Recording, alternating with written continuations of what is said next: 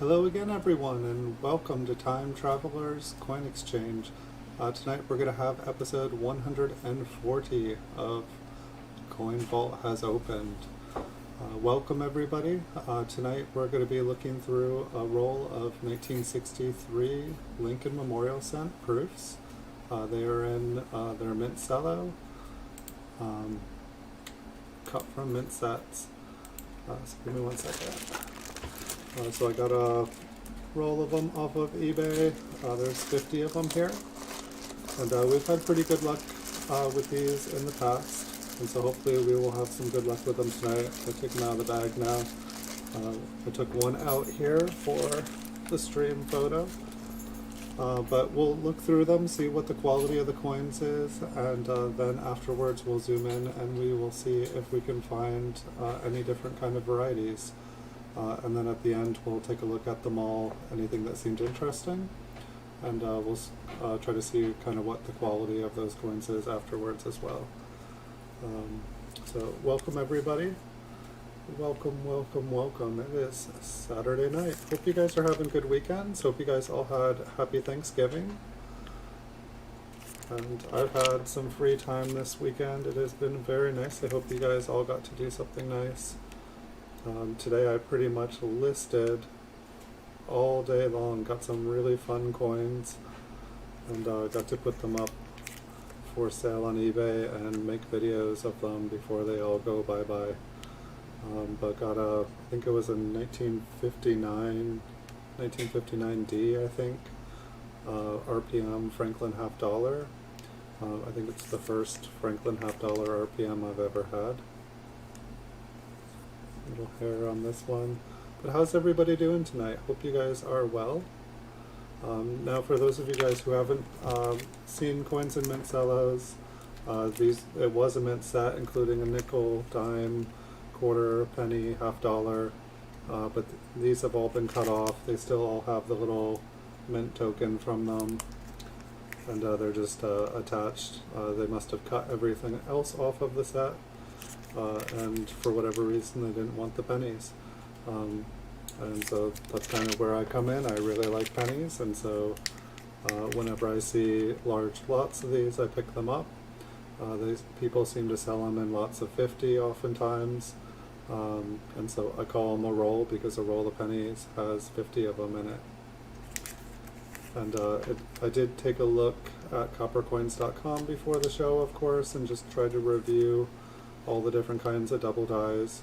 We're of course not gonna get an RPM in this roll because there's no mint marks, obviously, so double dies are what we are after.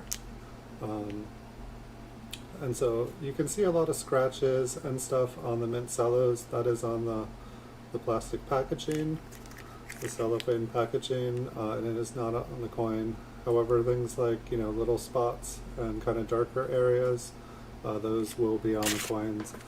They can have small scratches on them, little things that happen, little imperfections at the mint.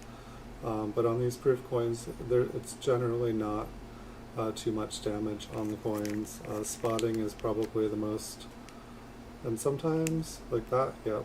I was going to say, sometimes what looks like a spot on the coin is just floating on the mint cellophane. Just a little bit of dirt or debris got on it. What can happen is these cellophanes can get compromised. The coins can be stored improperly or get wet, and it'll oftentimes cause a lot of damage to the cellophane, and then the more atmosphere will get inside, and sometimes we will randomly get like a green looking penny, just one with some environmental damage on it. And it is what it is, and then sometimes we get one that has some really radiant, beautiful toning on it. So we are looking for toned coins as well. I feel like I normally get about one coin with some attractive toning on it per roll, and then I usually get at least one coin that is just dead. You know, no one's going to want it for its collection. And so I've been buying these, I feel like, pretty steady for like the last 6 months. And I've had pretty good success finding different varieties. I feel like most people don't care about a lot of the minor varieties. Some people are just wanting to take the silver from the sets because these mint sets did have silver, the $50 and the dime and the quarter. They're all silver, so they're all, you know, worth something just on their own. And then oftentimes people will try to get the best of the best graded. You know, there are some pretty nice coins that can be found. One thing that I should be looking for, which I always forget to look while we're looking through these, and I feel like it's also harder to see through the cellophane, but if anybody like watching, if you got, you know, I'm trying to pay attention to so many things, if anyone sees something that just like screams cameo, you know, cameo will, you know, pretty much double the price of whatever grade the coin is. A deep cameo, I don't see too many deep cameo coins for these early 60s. I think for a 1964, a deep cameo 69, I think it's like a $200 coin. My guess is that most of these coins that we're looking at are probably about a proof 64, probably high-end proof 67. I feel like occasionally I see coins that look like they maybe could be a proof 68. But a proof 68, you know, it should only have like one or two tiny little imperfections. But most of these are pretty nice. I feel like every single one we've seen has maybe had a tiny little spot. Here we have a fingerprint inside the mint cello, so a mint employee must have, I mean, that's what it looks like to me, just a nice big fingerprint right on the coin. Probably something on the reverse from where they were gripping it. Doesn't look like environmental damage, just looks like a mint employee was not wearing their gloves. So this one, it looks like the mint cello is actually open. And you can see how just having the mint cello be open, how there is quite a bit more change to the surface of the coin. But we can maybe also see, sometimes I like to just take a peek at the coins and see what they look like. So I'm going to see if I can just move this one up, because it looks like it just wants to fall out. And so you guys, I know I do this sometimes, but you can see where there's been some change kind of in the luster on it, but you can also see how much brighter and happier the coins are not in the mint cellos. The light just does not seem to penetrate the same way it does of direct light. And so while a lot of these coins, you know, this one did not look very nice in here, and there is some, you know, like the luster on it seems to have gotten duller, but then we shine some light on it and it looks pretty bright and happy. So it's interesting. The cello looks pretty nice. And so this one looks really nice. We'll have to see what the reverse looks like, but the obverse of this one looks like it would hit a nice grade.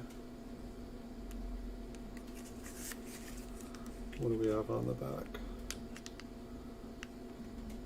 I'm assuming that those are all mint cello lines. This looks like a nice coin. There's maybe a little tiny thing right down there, but that could even be on the cello. Let's see if we can jiggle it, see if it moves. Yeah, I think that did. This looks like a solid coin.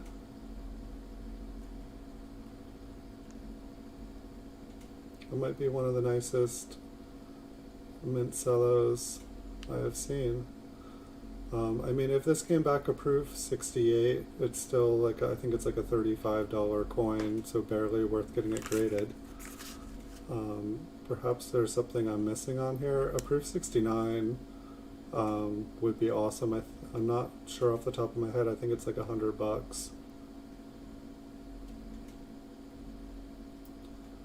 And one thing that I'm actually curious if anyone watching knows the answer. Hey Stern, welcome.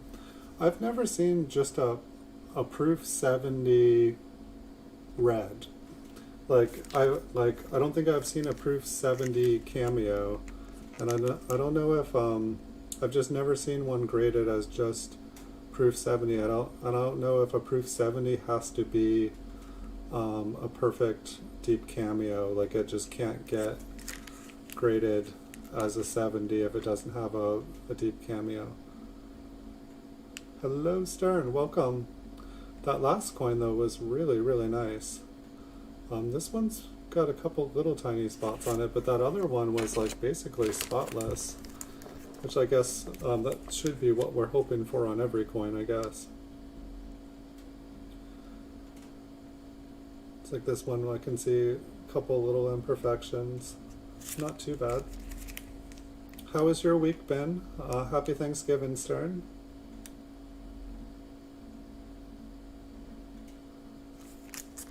But there's quite a few double dies for this year. It looks like there's a doubled eyelid, there's double dies on the obverse, double dies on the reverse. And so we're pretty much going to have to check most of the coins. Like there's just a bunch of different double dies that are just kind of all over the place.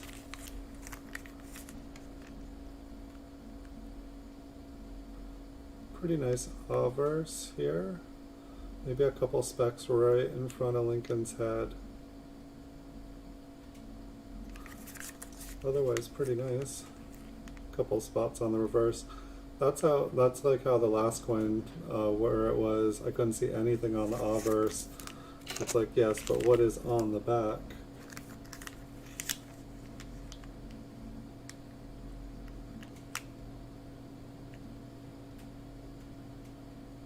Maybe a little tiny spot at 3 o'clock. Nice obverse though.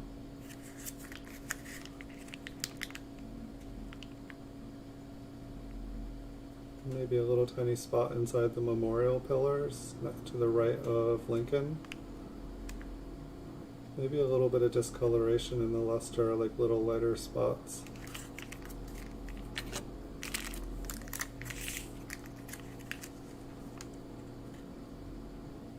And so I think I've still got about 5-6 more rolls of these. I'm not finding, I don't know if anybody watching has sources to just bulk proof cellos, let me know. But I'm not seeing any more for sale.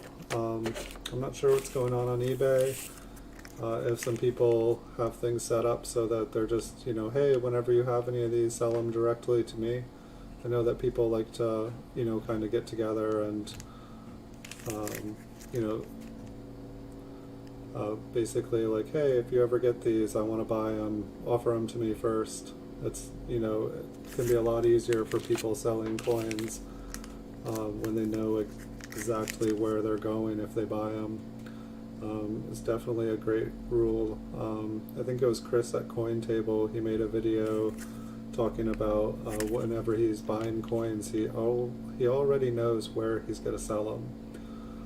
And so it's like, you know, you can see coins and, you know, have the feeling of, oh, I know I can sell that for X amount, but it's another thing when you have somebody that you know will buy a certain coin off of you for X amount. Like you already, you know, if you buy it, you know it's already sold. That is probably the best way to do business. And so networking with people, knowing what other people want and what their buy price is, so that when you see things, you can pick it up and know that you are making a guaranteed instant profit. Once again, really nice obverse on this one. Maybe a couple little tiny specks on the coin. It might just be on the mint cello, might be a little shadow.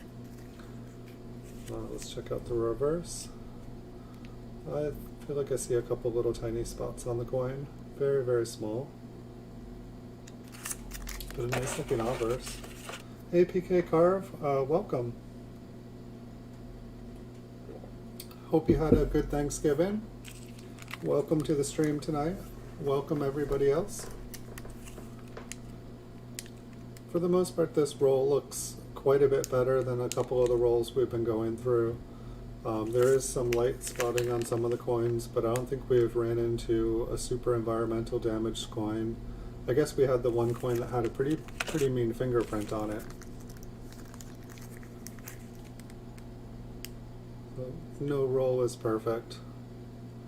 If anybody finds a place you can get perfect rolls from, let me know. I'd be happy to buy some of those.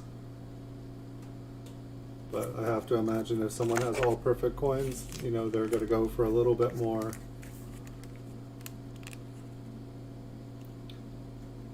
I was watching one of CoinTable's videos this week.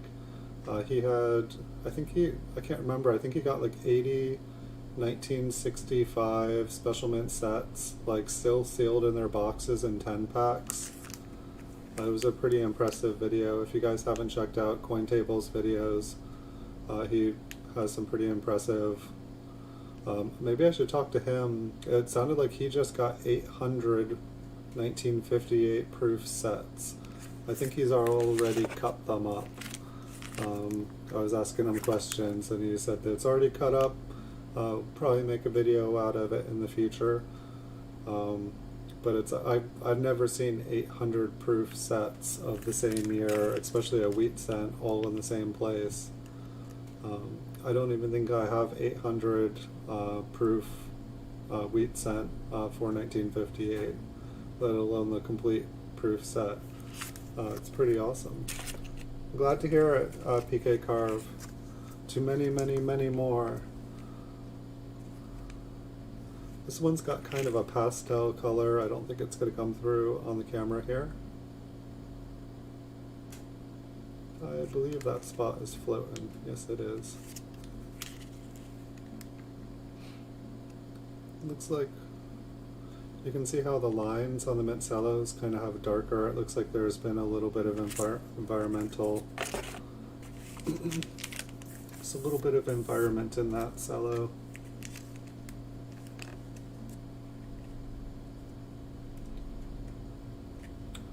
Depends. I feel like you can still get 1964s. I feel like a lot of the 1964 bank wrapped rolls, I feel like a lot of them have kind of spotting issues.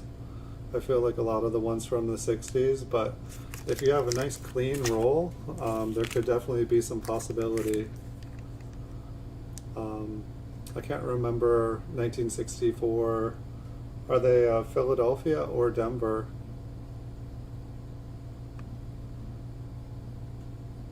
But I mean, anything MS66 in those would definitely be worth a good amount.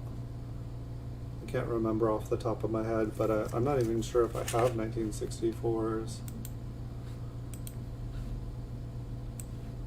I'm just gonna pull up just to see. It'll take a minute to load. I can see kind of what the prices for different grades are. I mean, I know that you can check out. My guess is that most of the coins in a roll like that would be like 63, 64. If they're kind of, you know, spotted or starting to turn colors, they're probably red-brown.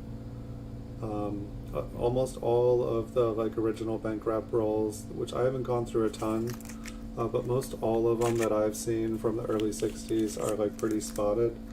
I feel like that's been my experience looking through the mint cellos even, and they're in a little bit more protected environment.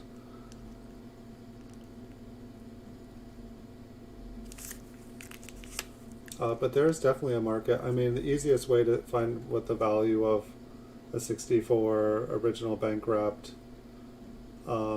it's probably just go on eBay and type in like 1964 Lincoln Memorial OBW. There's probably a dozen of them up if they're going for good money. This one's toned yellow, like bright, bright yellow. I don't know if it'll come across here. But it's like really, really, really yellow.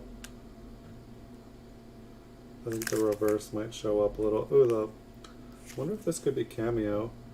Because like basically all of the fields are like this bright neon yellow color, and then the memorial is like a pink orange. I guess it doesn't quite look cameo. I don't feel like this is the best light for like to see a cameo surface. Silver does just fine under this light. This reminds me of my 1965 Special Mint set cameo, just the way that the colors are. But this is a pretty cool coin. This thing is like sunset.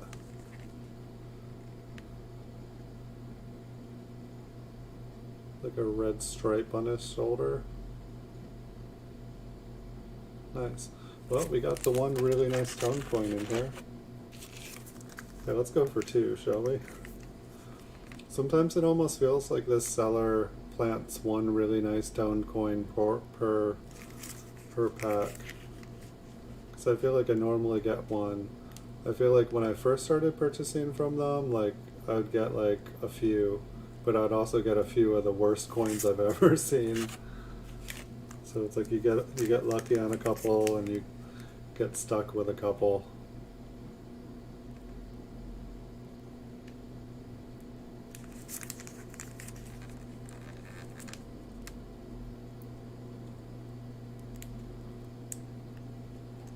So one fun thing that happened to me this week is, I'm not 100% sure, but I've been checking on eBay and I think I have more PCGS graded coins for sale listed on eBay than any other seller or eBay store.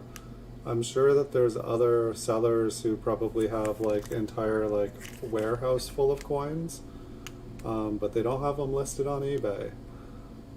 But I like pretty much I've like searched all the big sellers. I have like over 3,400 PCGS graded coins now listed for sale on eBay in my eBay store. I could not find anybody with over 2,800. So I've decided to like start saying that I have more PCGS graded US coins for sale on eBay than anyone else until proven wrong. And if somebody else has a ton of them, please list them up for sale, make me wrong, and I'll buy their coins.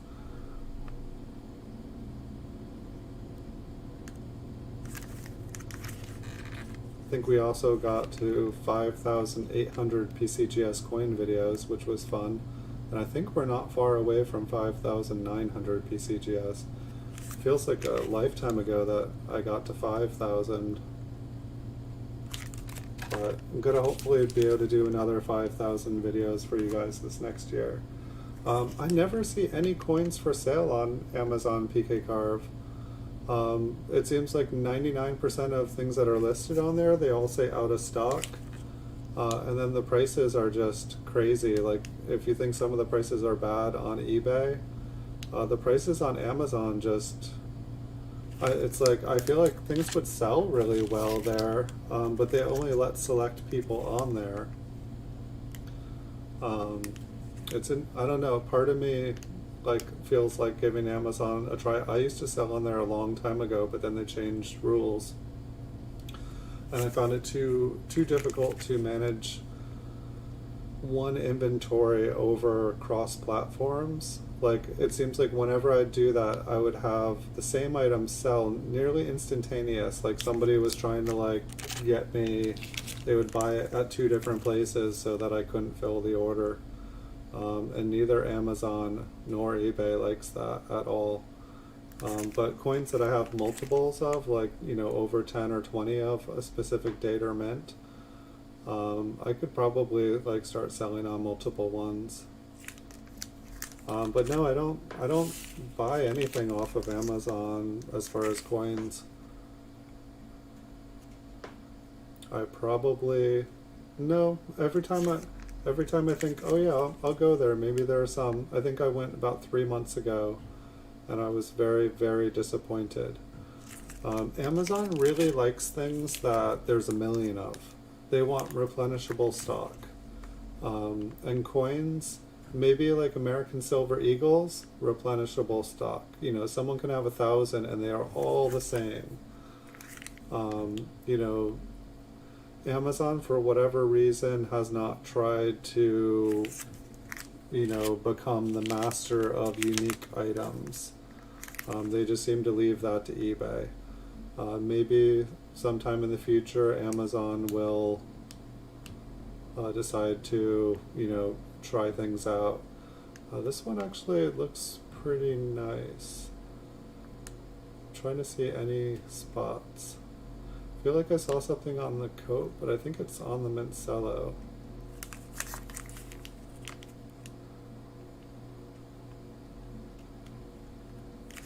I think that's up on the mint Cello too.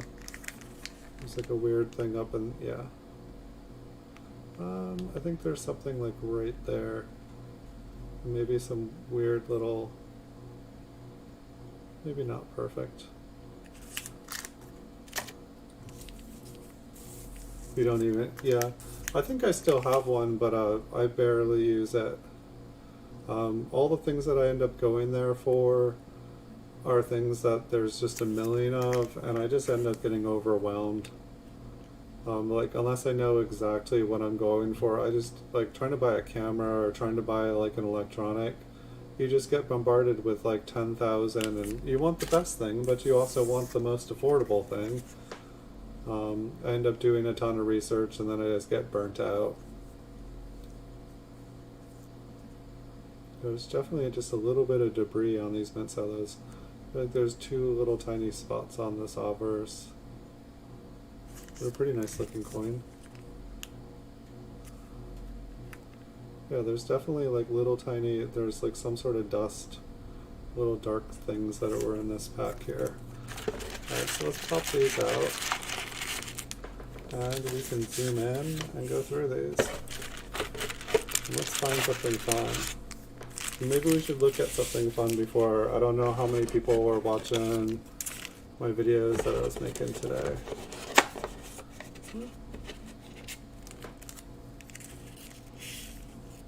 The Must Cam, I should check that out. I feel like the one that I looked at, like when I went, it was saying that it was like a soldering. Where is it? There it is. So this is not in the roll, obviously, but I got this sweet 1937 proof. It's a proof 64 red brown, but the colors on this one were really awesome. See if I can get it to shine a little bit better here. It's like basically there's just like purple and pink speckled all over the obverse of this one. It's really psyched, but the back is even better on the side. It's like if you look at this coin like this, like on the left side of the coin, it just looks like black. But then it's like when you get the light on it, it's like kind of like this purple and pink and orange.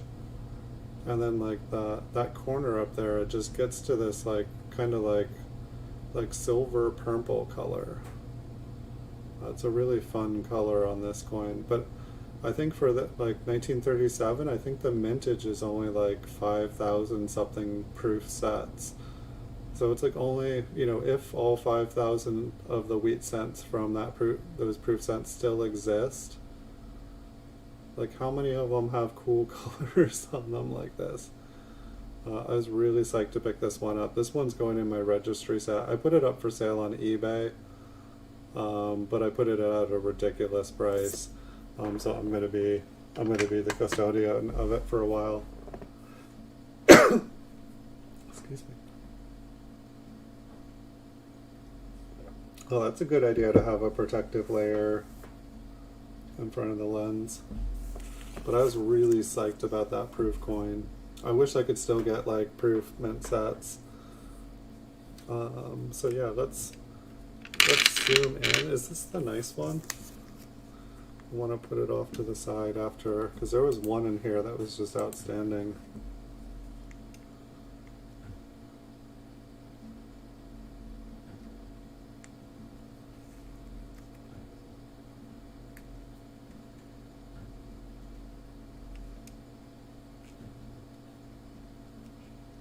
There's nothing wrong with that PK carve. That's pretty much what the professionals use. I just can't show you guys, you know, I can't do a coin show with just looking through a lens. Otherwise I might be. But I also like this because it blows things up pretty nicely. And like when I was coin roll hunting back in the day, I would just be like squinting at things all day long, and now I don't have to squint.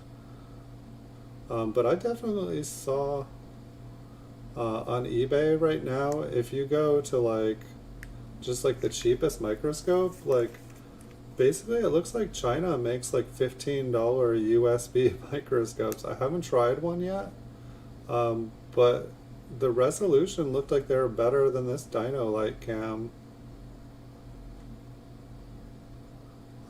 So it's like if that actually works, I should really have one. Like I should really, really have one.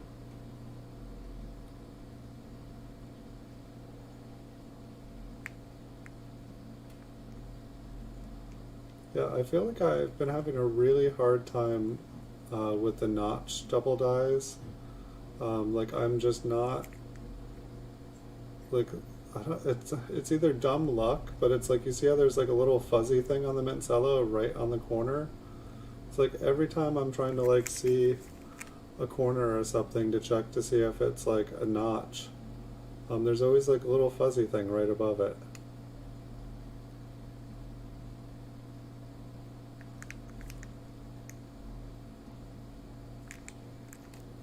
I feel like my focus changed.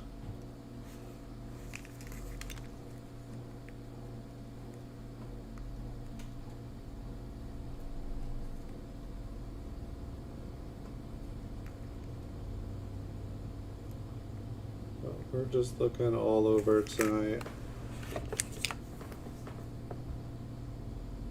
Yeah, I think this camera is only a half a megapixel. Like, I'm really surprised what it can do. I know it's not perfect. This is mint Cello, just... No, it's viewable. It's interesting how the front and backs, it seems like I have to be on different...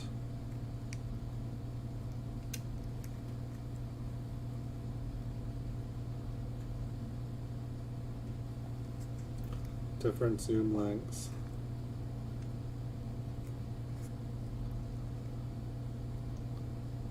But yes, I should definitely invest soon. I feel like I keep talking about getting a new camera.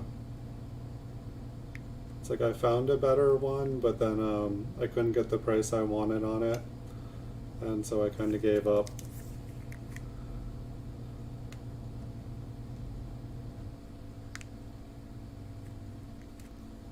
Yeah, for some reason I'm having to like refocus on the front and backs of these.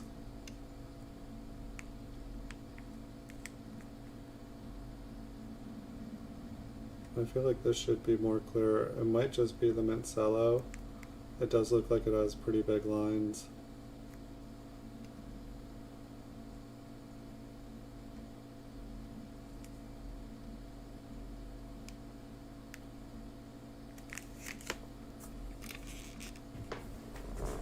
I'll try moving forward here a little bit.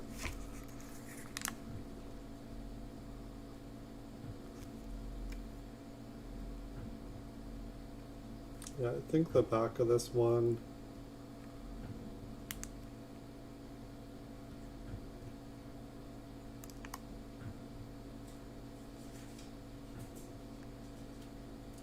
it's hard when you get one that's just really hard to look through.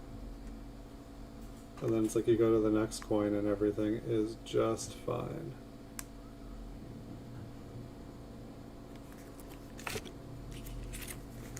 Let's see how this one is. It's like now I gotta focus back. No.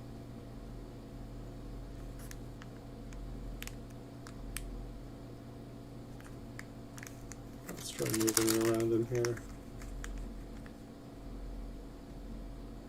Oh, that's better. But yeah, it's like I feel like it's like looking through a piece of cloth here.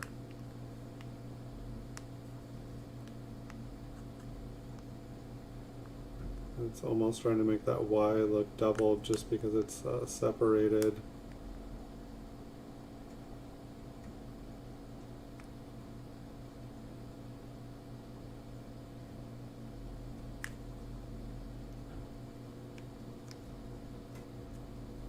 It's kind of funny though, the mint cellos, when we were looking at them zoomed out, they did not look that bad.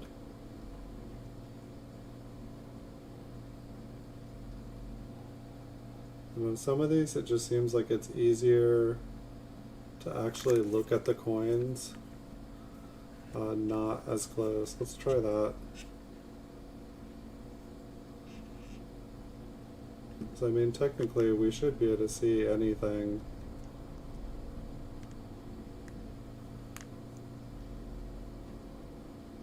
I feel like what always happens is I see things that interest me and then I want to zoom in on them.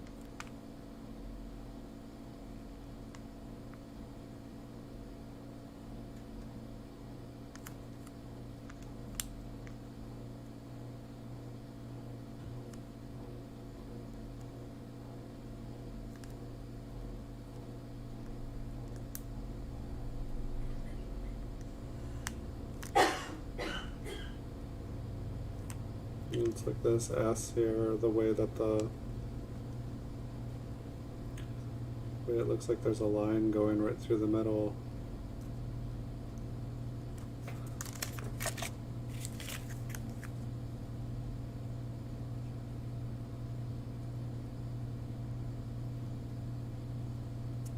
And then this one here looks just fine.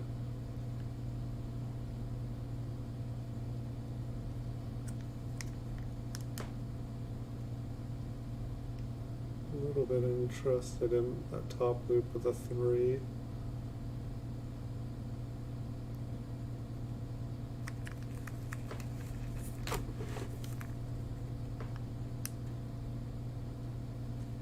Yeah, this mint cello is a lot clearer.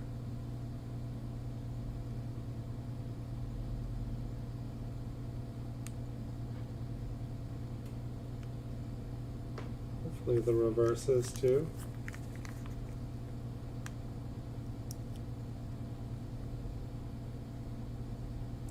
I do like the way that the must cam looked in some of your videos, Stern.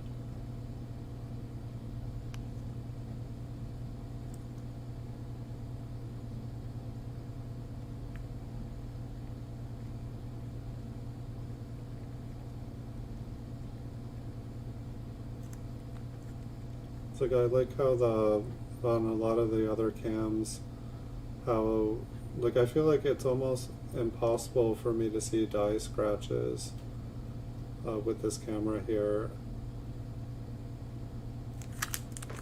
While when I see other people doing different shows or videos, it seems like you can see every scratch. Part of it I feel like is because we're looking through the mint cello. You've set it up even better recently. Awesome. Have you been streaming more this week? I don't think I got any notifications from your channel. I saw you, live the other night, and then I think a couple of your videos from the past came up in the feed. But I don't think I saw you live again this week.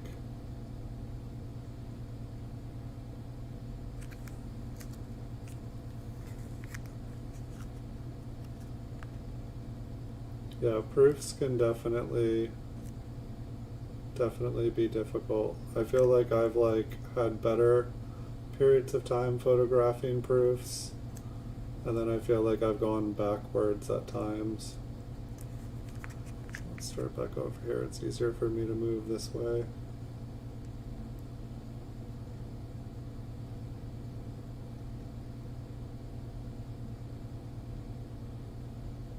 Maybe some machine doubling.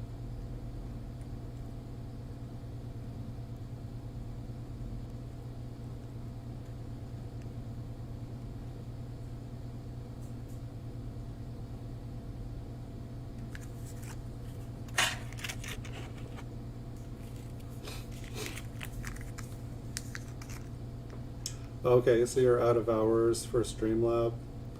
Yeah, Streamlab seems pretty awesome, and I like that you can, like, you know, host multiple people together.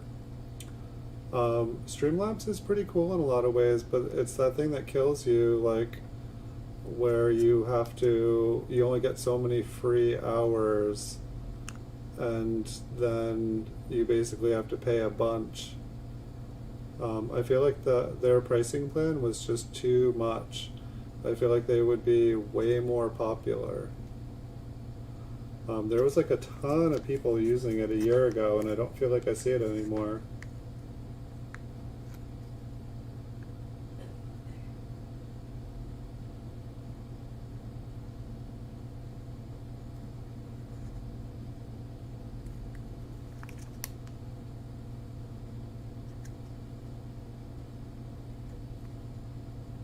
This one looks a little different. I think it's machine damage. But it definitely looks kind of doubled. I feel like I haven't seen one like this in a while. I feel like when I first started going through rolls, I'd see a bunch that looked doubled like this. That looks like a notch up at the top there on that F. See if we can find anything else.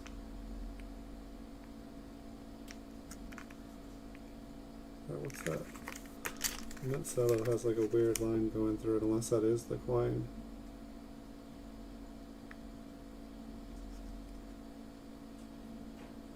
Well, that A kind of looks stretched out.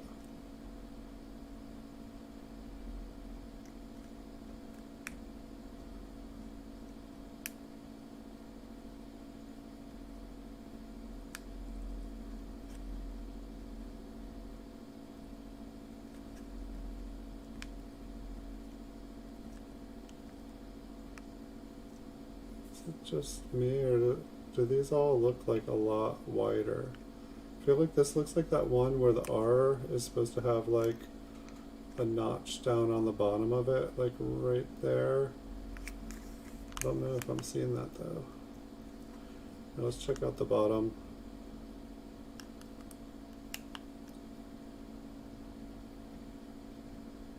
Nice.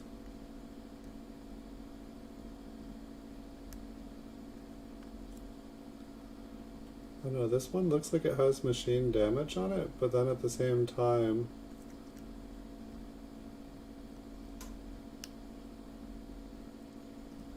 that almost kind of looks like the initials almost look doubled there. What about the steps?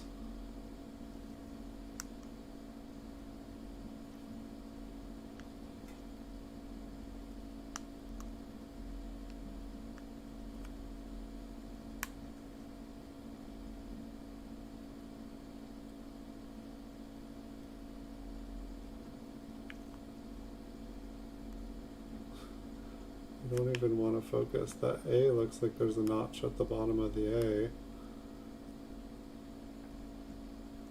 It's like the F looks like there's a notch. The A looks like there's a notch.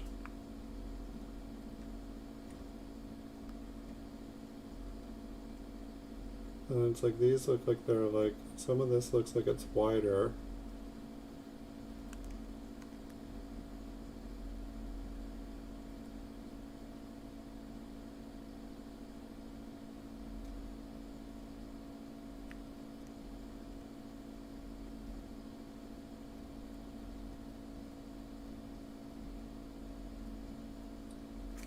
I don't know, I'm going to put that one off to the side. That one looked interesting to me. Like, I feel like I was able to see a couple notches, and I think that there is a double die that looks kind of like that one.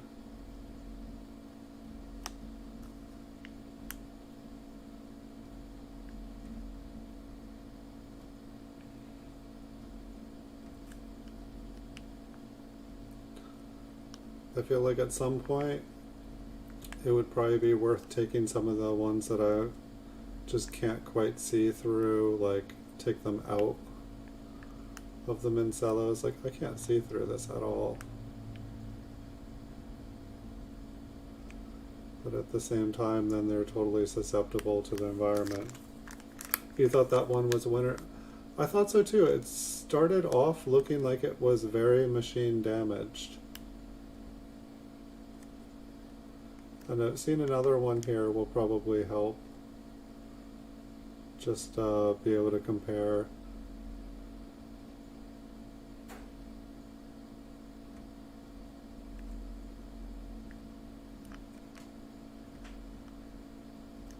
It's like the F on this one does not look like there's a notch on it. The A almost does, but I think it's just the way the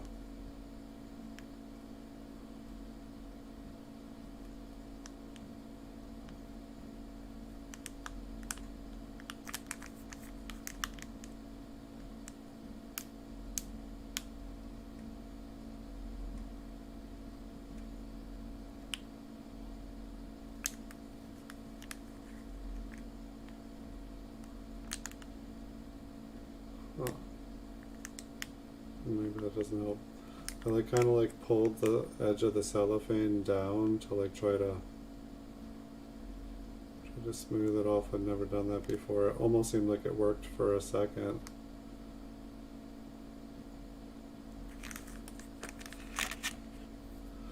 I mean, there's better years for DDO in the aspect that there are really, really valuable double dies in them. And then there are ones that there's just lots and lots of them. I'd say the early 60s, there are a lot of double dies to be found. They just, a lot of different random ones were made. And so that's why, but then there are other years where there are really, really good examples of double dies made that are just, you know, really clear. You can see them with the naked eye. So those ones kind of become more famous, but a lot of them are really rare, really hard to find. So it's like there's kind of like better years if you find them, and then there are better years if you want to find them. In my opinion, it seems like the early 1960 proofs, from what I've found, it's much easier to find double dies in the older stuff. Same with the wheat cents. It seems like quite a few of the proof years. But when I'm watching Chuck at coppercoins.com, it seems like he's almost always finding double dies in like pretty much whatever he's looking. I think half of it is just knowing what to look for. I think it's definitely a big part. It's like you could, you know, I think you were saying, PK Carve, that you had some 1964 original bank wrapped rolls. You know, you could go to coppercoins.com, enter in, you know, go to the die varieties search on the left hand side of the screen, and then type in 1964 to 1964, and if it's a Philadelphia roll, check the Philadelphia box. If it's a Denver roll, check the Denver box, and it'll bring up all the different ones that you can find in them, and you know, take a look at each one. Open the little thing next to the picture that's either like an EDS, early die state. It's just like little letters, or like LDS, late die stage. And that opens up pictures of all the different parts of the air. And then you can see, almost looked like there was a notch in the T there. I think it's just a shadow.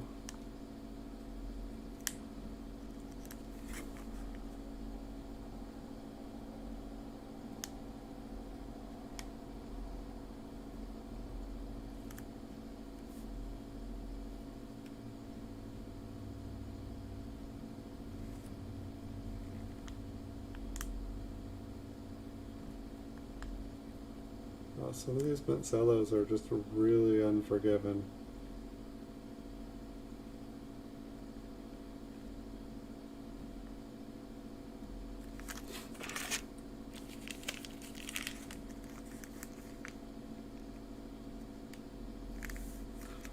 you have a 1955.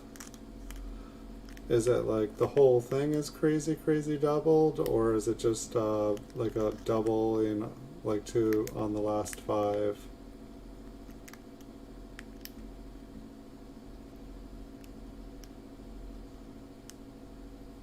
Because if it's just the last couple 5s on it, it's probably a poor man double die and it's just machine damage.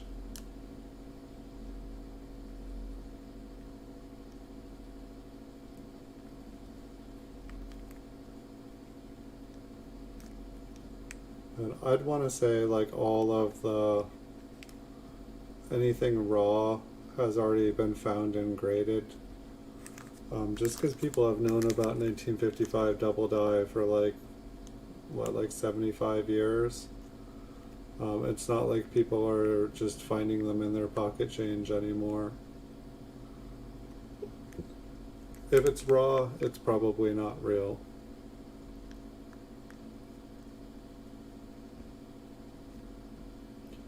I think there are ways to check out, like to confirm whether they're real or not.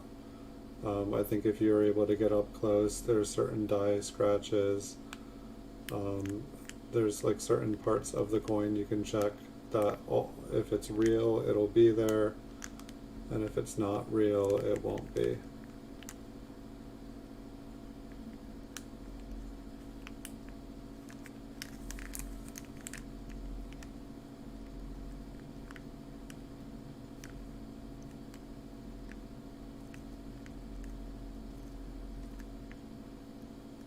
I don't understand. It's like the only parts that I'm wanting to see are the corners. And when I try to like look at the corner, like the whole rest of the coin will go clear.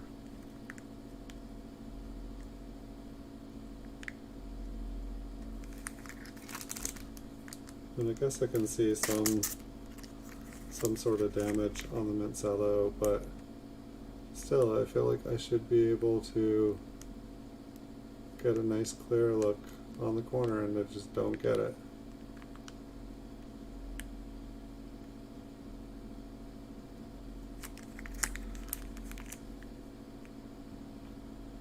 It's like say on this eye here, it's like no matter where I focus it, I used to be able to get these corners just fine.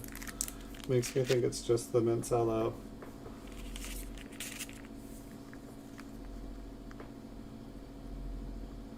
Maybe it's when the mint Cello is kind of fuzzy, that's when I'm like, oh, I want to see this, it looks like something.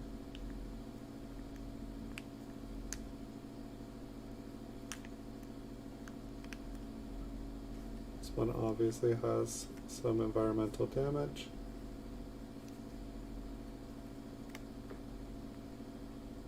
Oh, I think this is that one that had the giant fingerprints on it. Yeah, I'm about ready to zoom back out. This mint Cello is not being very kind to me. Hopefully that means the back will be nicer.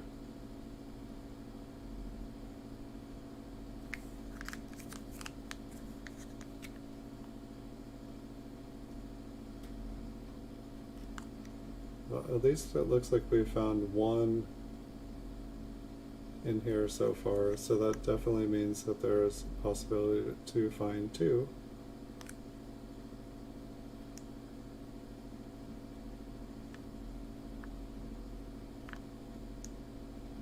And it seems like when it came to that one, we were able to see it.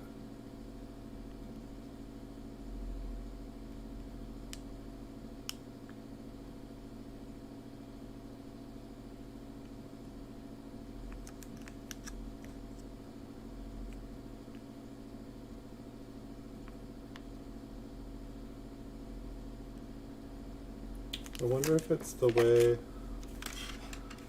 if I switch the light around here, if it's my other light somehow reflecting off of it.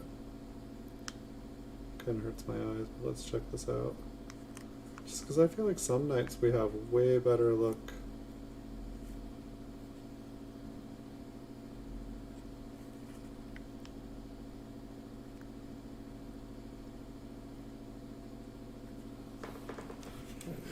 too painful. It's not going to help you guys see anything if I can't even see what I'm doing.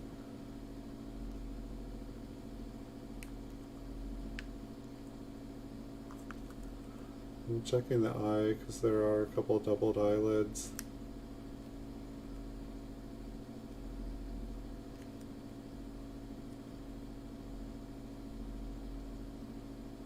That's the weird thing too. When I look at my screen, I swear things are mushier, but then I look over at the replay on my other monitor and it looks like clear as day. But I don't understand why this monitor would be mushy.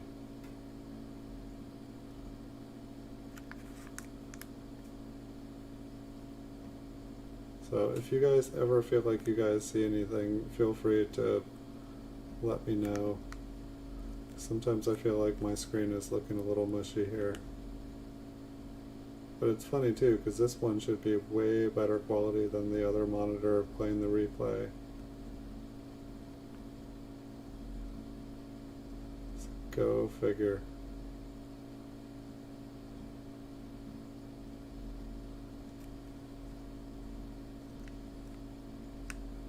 Almost looked like there was another line going inside that.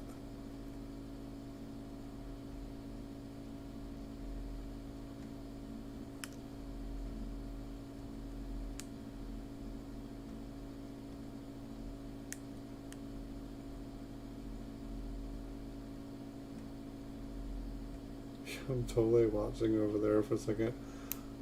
Yeah, I hope that what I see over there is what is actually. Oh, that's an idea.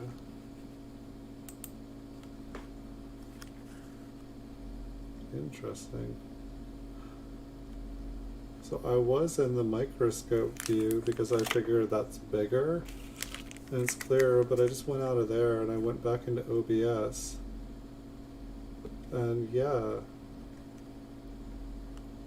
I think that the OBS video is actually way, let's hope that's what it is.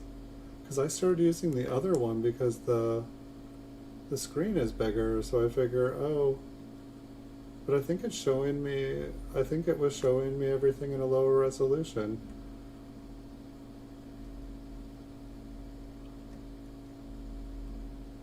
This is way better. Okay. Do a couple more just in case this is just like an awesome mint cello. My video quality in OBS is like 3 times, like I can actually see what I'm doing again.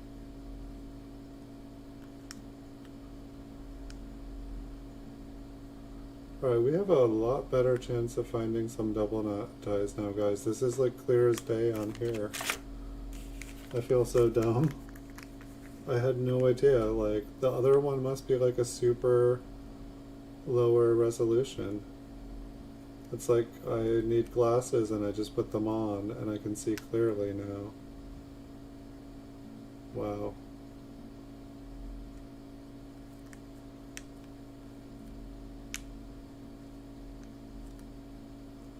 I can go a lot faster now. I'd be like hung up on the same corner just like, is it? Is it? I can't see. Holy cow. Alright, we are rolling. I'm gonna have to write myself a note, make sure I never, ever, ever, ever do this through the microscope view. For whatever reason, the output of the monitor there, it's like no good.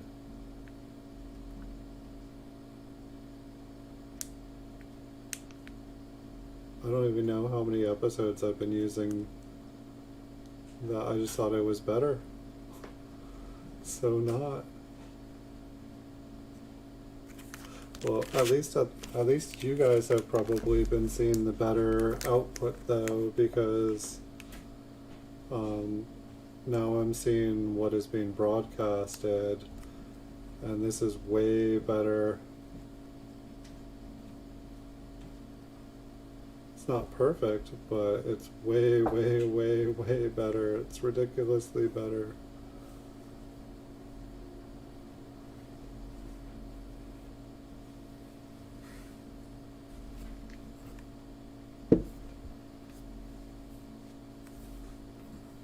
coffee break.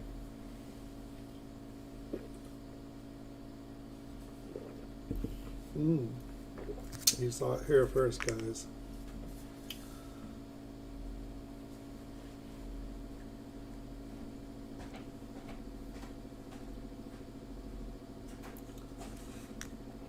Yay, this makes me happy.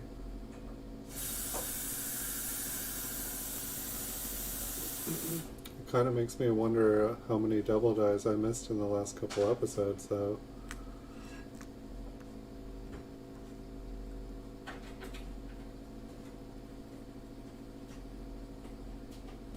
I'm sure even the best miss stuff.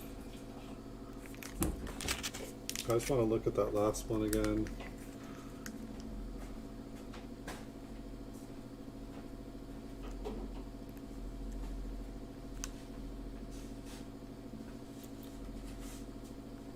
So that's the one that looked like there was a notch on the top of the F. And then I think there also looked like there was a notch down here, but I'm not really seeing that as much.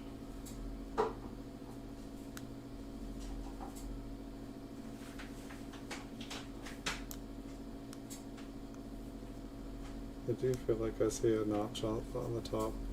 Still, this one is kind of fuzzy, but yeah, I see a notch up at the top of that. That was the one I put to the side. I just wanted to see what it looked like with a better resolution here.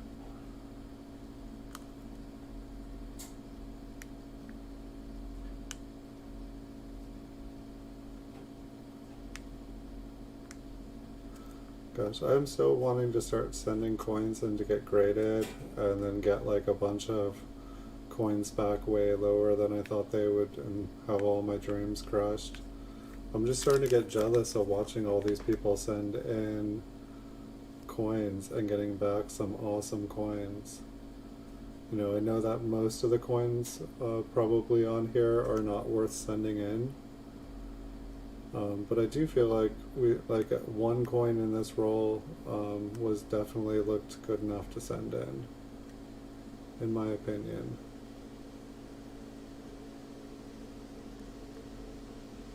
But not every coin would have to come back.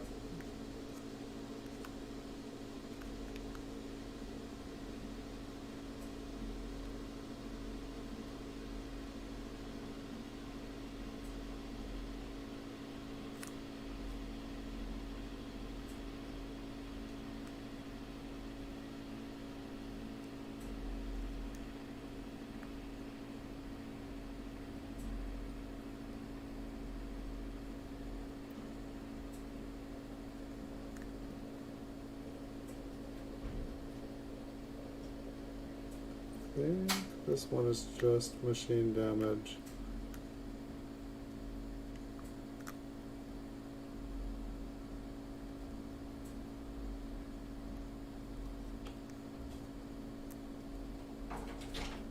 Let's check out the tops here.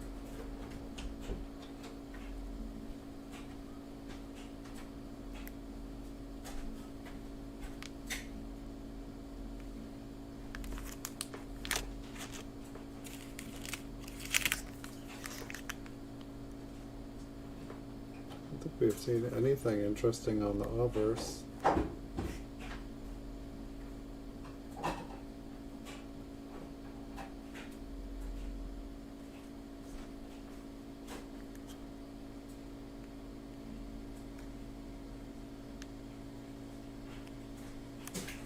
Like maybe a couple of them have looked a little extra thick, but I just couldn't see anything on them.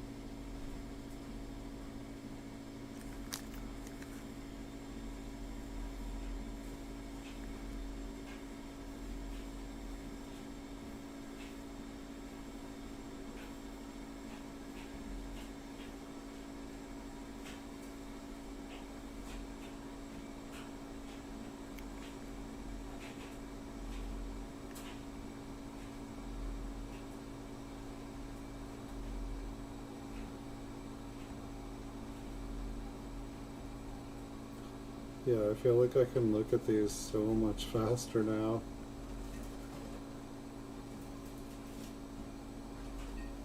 through the dyno light screen, I would just be like trying to see the corners, trying to find an angle. It's just the mint cello seemed easier to see through as well.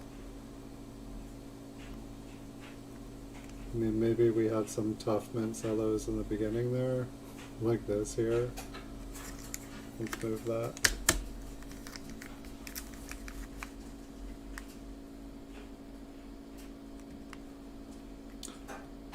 Did you say that you were going to be streaming with a friend tonight, Stern? That your hours were used up, but you were going to be able to stream somewhere else?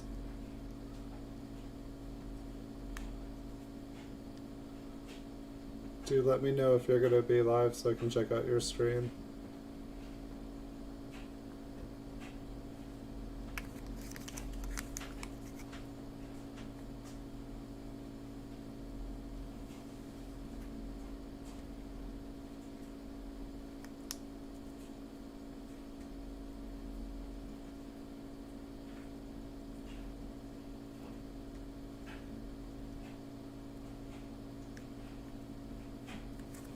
I can't remember if we already looked at the top of this one. Guess that's why I should always start at the same place.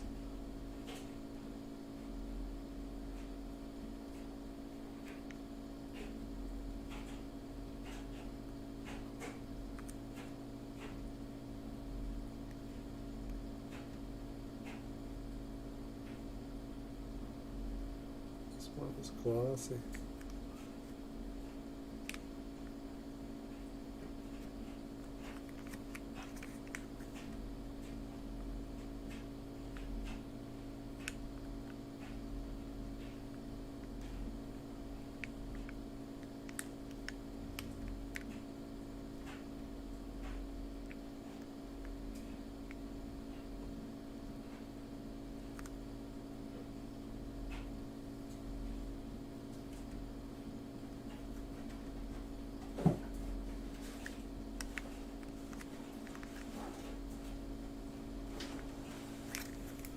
And now I'm having the same trouble I was.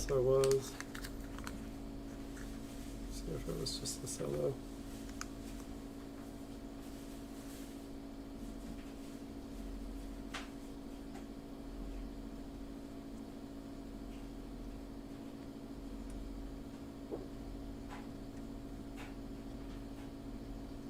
Kind of looks like a tiny little notch.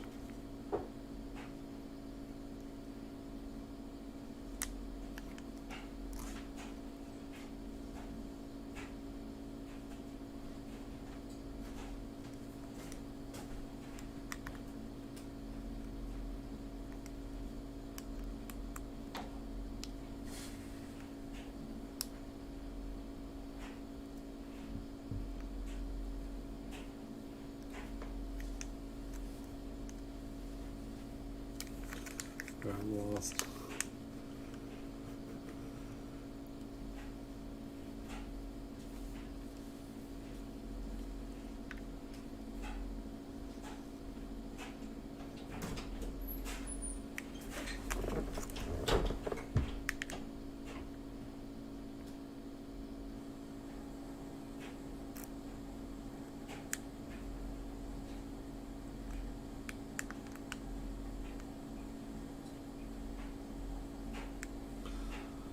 Oh, I was using the camera, the Dino Lights microscope mode, and I could not see anything. Like, I couldn't see the corners. Like, it's kind of like how with this one, but I think it's just the mint cello. But I was looking in a different mode. I think the last couple episodes I've been looking through a different mode, and I kept looking over at the other screen and everything would be so clear, and then I'd be like, why can't I get a focus? Why is everything just like too pixelated and bright here? It seems like the output in the microscope screen, like the viewer for the microscope, it was just lower resolution than the video than it was outputting. And so now I'm in the OBS seeing the video that it's outputting, and it's in real time, but it's so much clearer than the microscope mode. It's like I can actually see some of the die scratches on here. But yeah, it was like putting on glasses. I couldn't, I couldn't see any of the corners. All the corners would just be these bright, fuzzy places. It was driving me nuts. So I was like, why did I used to be able to see all this so clear?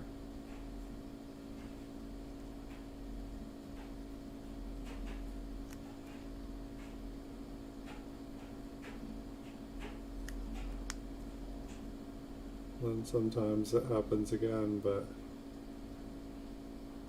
I think that is some machine damage on here.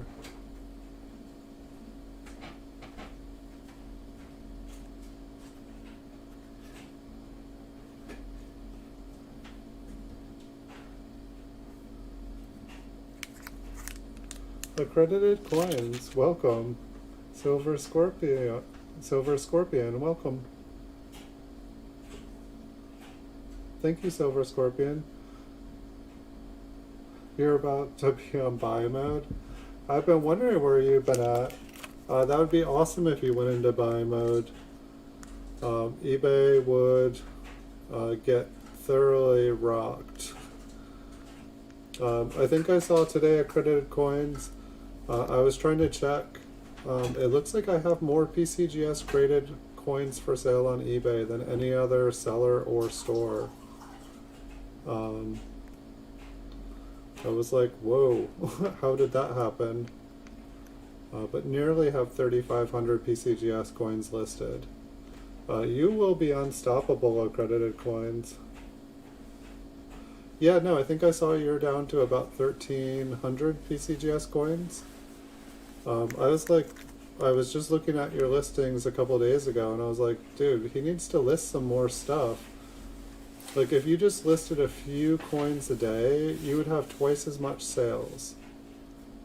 Not that the sales you're having are good sales, so nothing wrong there, but I was like, if he was, replacing the coins that he was selling, like, whenever one of yours sold, if you were replacing it, you would have like twice as much sales. You'd probably be making a grip of money.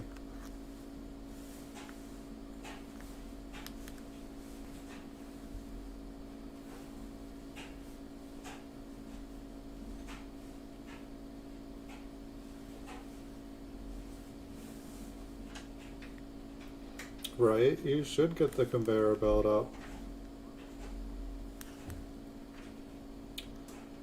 Well, you got all Sunday, maybe. You should get that done. Like, I don't know, there's definitely coins up for sale on eBay. Like, the last 2-3 months have been intense. Like today was, or like the last few days were the first time I feel like in months on eBay things have slowed down. Like not having sales, but it was just like unlimited awesome coins for like great prices.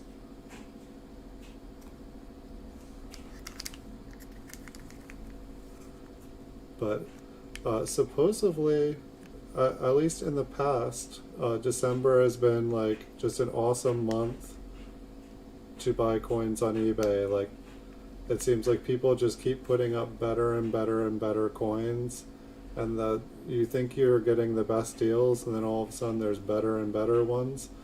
That's how it's well, I don't know, I don't want to say unfortunately, but this year that's how it's felt for like months now. So it's like, I don't know if this year is going to be the same in December. I want to say towards the holidays, there are going to be like once in a lifetime deals. But I also feel like it's been like once in a lifetime deals for a few months here. It's just kind of ridiculous.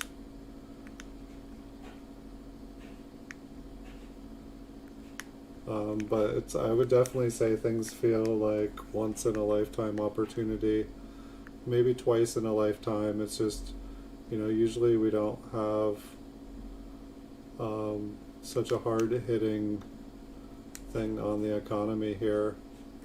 The economy's just really been rocked.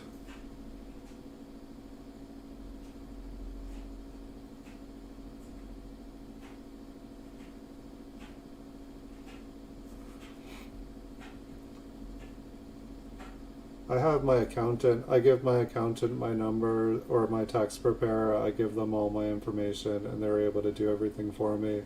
I just give them my 1099s and my receipts and everything. I'm not even sure if I know that they know what they're doing better than I am. If they have questions or need me to clarify something. I know you can only do one or the other. I would have to look at my taxes to tell you which one.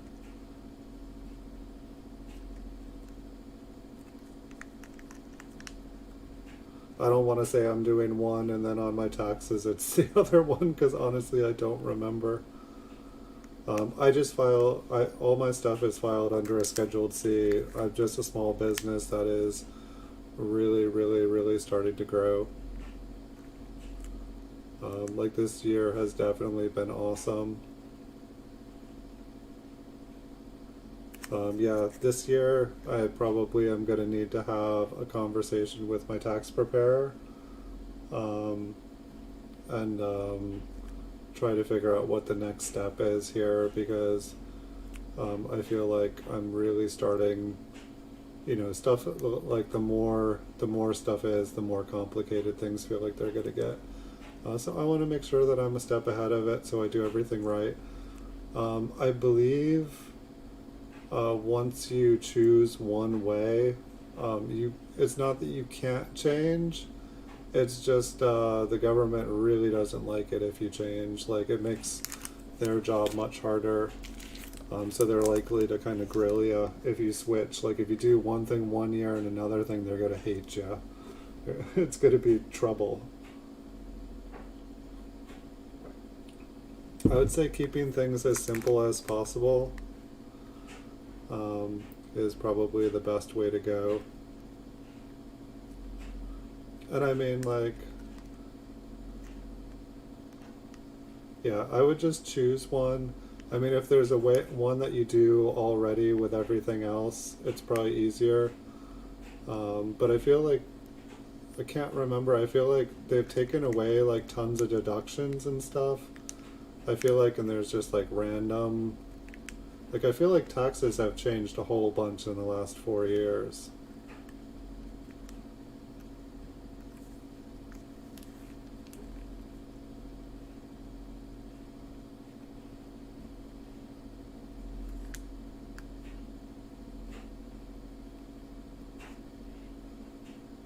So you're saying most eBayers use cash accounting, i.e. they don't track cost and sale prices of each individual item over time, which makes it easy. Cash accounting equals inventory expense is an expense. I believe, I'm trying to think of how that, I believe I use like, I keep track of, I know that, I keep track of the price of cost of all bought goods. I keep track, but I'm not sure if it's actually used like as a deduction. I sound like I know so little about my taxes. I do. It's just at the middle, or it's late at night here, and I don't have my taxes in front of me to look.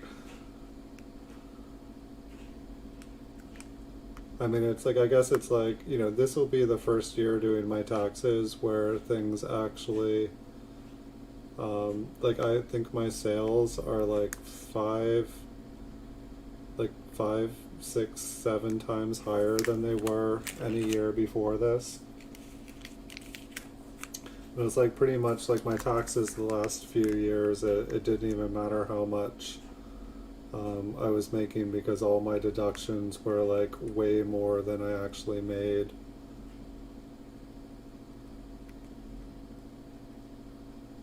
It's like at the end of this year, I'm gonna have to see if making all this money was actually worth it or not, or if I'm just gonna end up losing more money for making more money.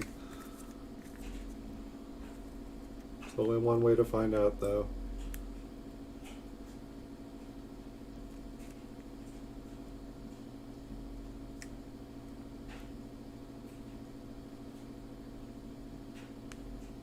But yeah, I guess so confusing.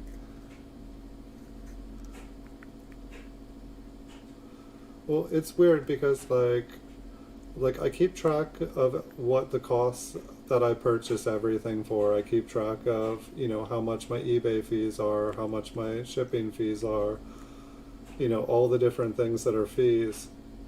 It's like if I wanted to tell you how I do it, I believe the way it's done is that I keep track of everything, just in case itemizing things or whatnot would be a benefit.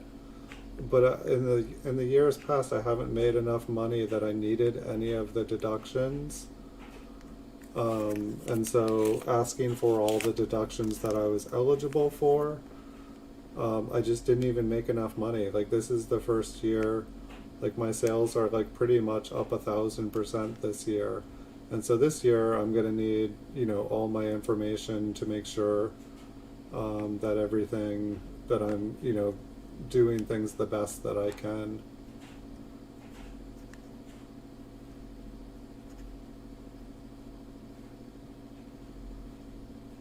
Because I don't know, it's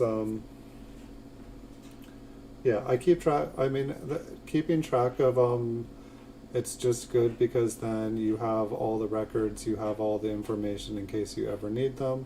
It also is good so that if you are, you know, I'm trying to think of how to say it.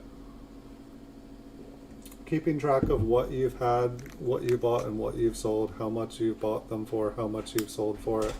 It's very valuable information to have regardless of taxes. And then you can go and double check anything as well.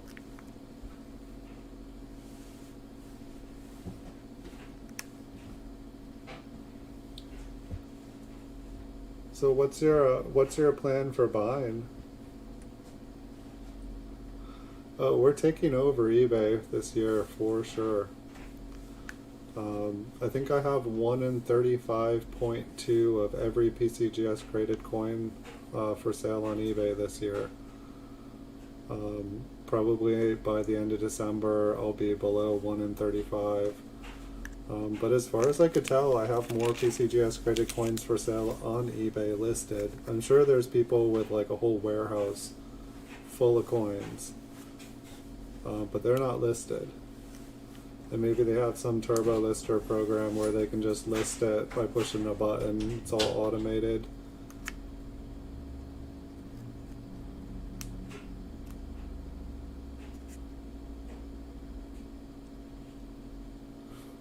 Dude, we're gonna be bidding each other out. Well, it'll be fun. I miss bidding against other people. There's been nobody bidding against me. It's like absolutely ridiculous. And it's getting me into trouble. Like, I'm spending too much money. Like way too much money. So I'd rather pay more and have someone to bid against. Please.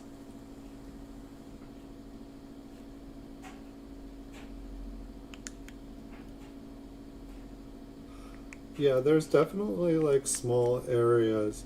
What I find that happens is anytime I try to like corner a small little area, somebody realizes, hey, that person's trying to like corner that small little area.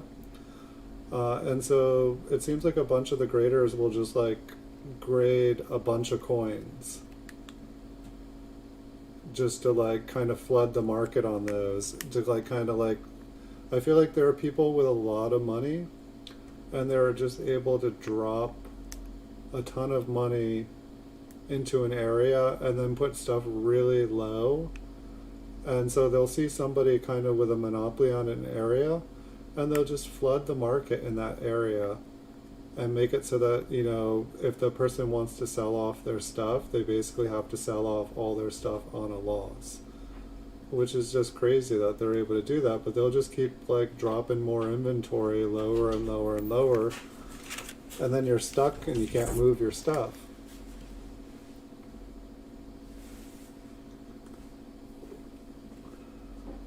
Yeah, I'd say a minimum grade threshold helps, or at least it helps put more stuff in a good place. But it's amazing how much of the lower graded stuff I sell. I definitely sell a lot. Like there's just multiple different kinds of people. Like, you know, if you only have so much money to invest, you know, I'd say probably having a minimum grade threshold, and I feel like it makes the store look more quality. But there's a lot of people that want to purchase coins that aren't a minimal grade threshold. They just want an example of the coin, and you know, it doesn't matter if it's a 64, 65, or 66. I feel like some people try to collect like all 1964s or all 1965s. Or I'm sorry, all MS64s or 65s. They just pick a number and then they try to complete that set.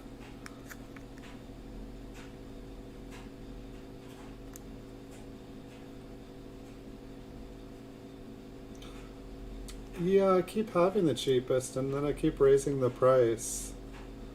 And God, did somebody buy out all the ones below? There were like 5 or 10 below me. I'm noticing a lot of categories just creeping up. Like all the older stuff, it just seems like it's not getting replaced. I'm just not seeing like the older classic stuff. Like, I don't know why it's not getting graded. If it's just not circulating because people aren't going to coin shows, like, you know, drunk drawers. I don't know. It's weird. Like, I see a lot of, like, basically anything like 1930, like 1793 to 1930. I don't see new stuff coming out.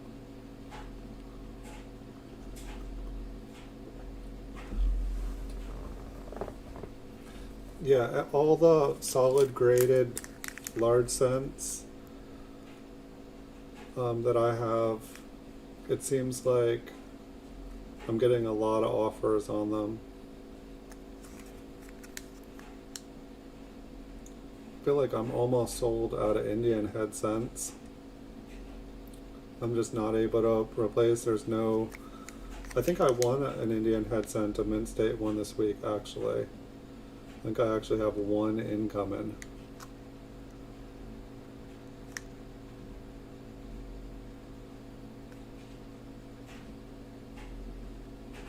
But it's been interesting. Like half dollars have been really hot. Eisenhower dollars, like I just jumped into those and I bought like 20, 30 examples and almost all of them sold. And so then I've been buying more and then they all sold and now I'm trying to buy more and now the prices are above what I sold mine for half the time and I'm just like, wow, I didn't realize people were that into these.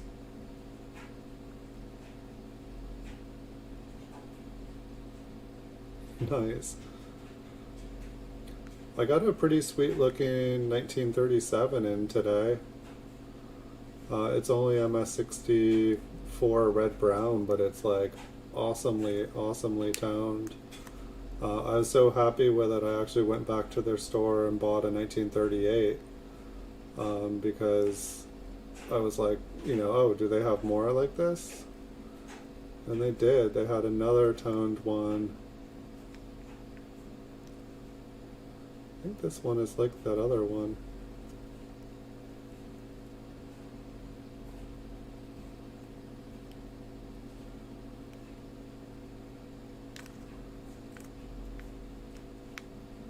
Yeah, I got a couple of early proofers. I don't know, somebody, Cointable, he just got like 800 1958 proof sets. 800 of them. I'm just like, I think I'm going to back off the 1958 proofs for a little bit. I think he got some other Like I think he got 200, I think it was 52 proof sets. I feel like it couldn't have been 52. I'll have to go re-watch the video. Have you seen CoinTable's videos, accredited coins?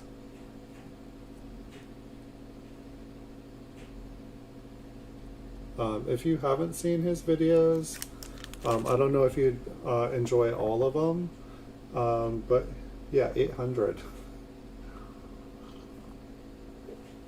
Like it's in the video, he was opening 40 1965 special mint sets, brand new in 10-pack sealed boxes.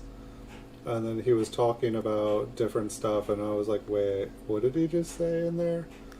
But he's a really nice guy. He totally will chat it up, and he's got really good advice. He's been probably doing like 6 figures or something like that for the past 3-4 years. But it's like he's a real guy, and like his goal this year was to kind of give back and help out other people. So if you're watching his stuff and you have questions, he's answered every single one of my comments whenever I asked him advice or a question. You know, he's not the kind of person that will just, you know, be like, oh, don't you wish you knew? Like, if he knows the answer to something, he will give you an honest, genuine answer.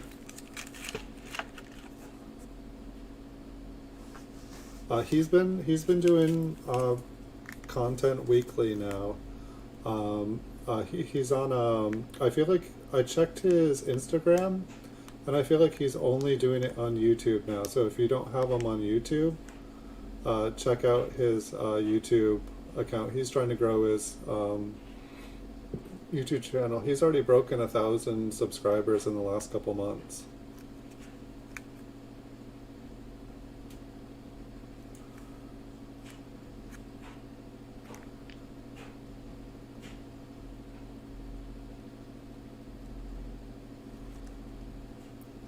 Yeah, it seems like he's doing everything right now. Like he's had, I think he was doing Pokemon cards, basketball cards, like just everything. He's done some fun videos. But it's, I don't know, it's like, you know, you can buy and resell on eBay, but it's like I feel like the next step for me is really getting to the place where I'm able to, you know, complete this job here that I'm learning, looking at all these different coins and being able to like essentially figure out which ones are the ones that are worth sending in. And it's like you can just make money all day long just looking at coins and deciding, okay, which ones of you guys are going to go and get a nice little plastic suit to live in.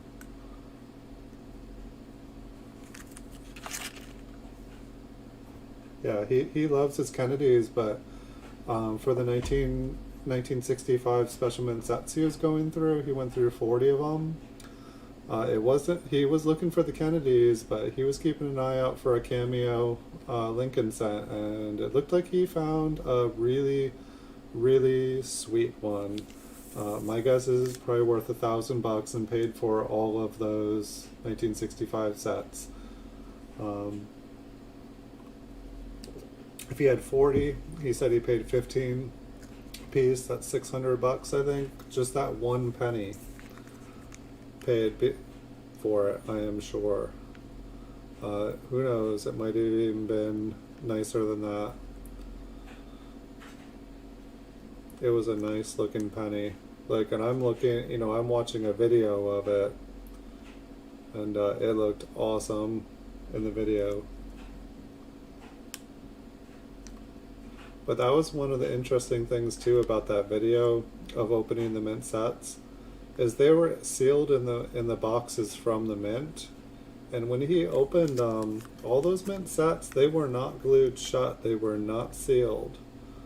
And I don't know if it's that way, you know, but it's like I know I bought 10 1958 proof sets, and they were all sealed shut and advertised, you know, sealed, unopened.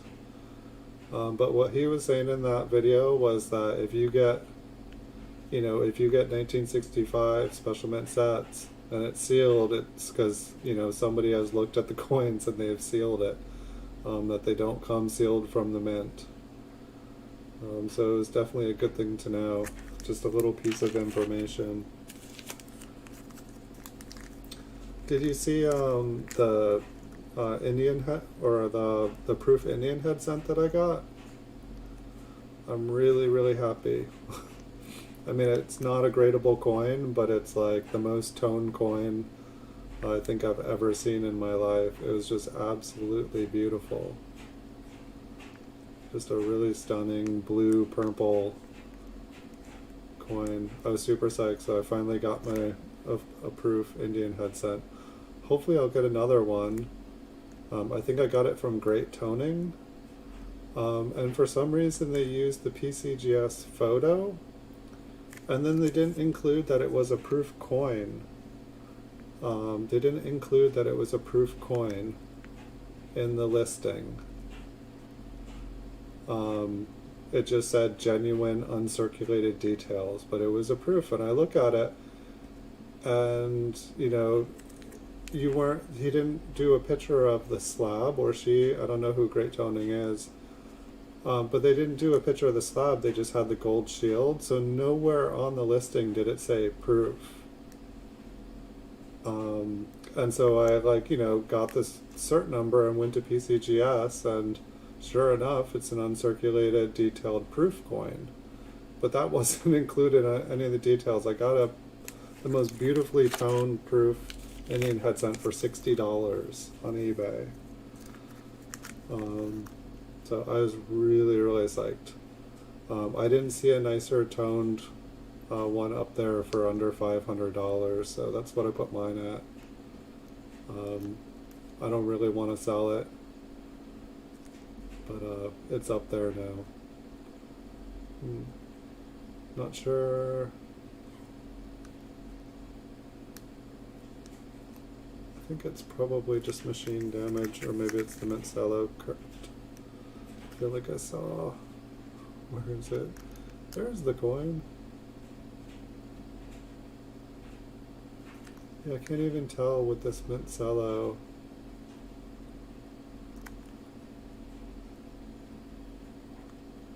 I feel like it's just a line in the Cello that makes it look like there is extra.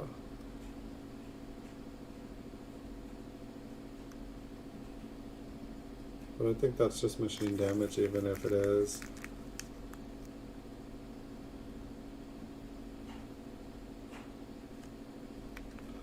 No, it was just uncirculated details.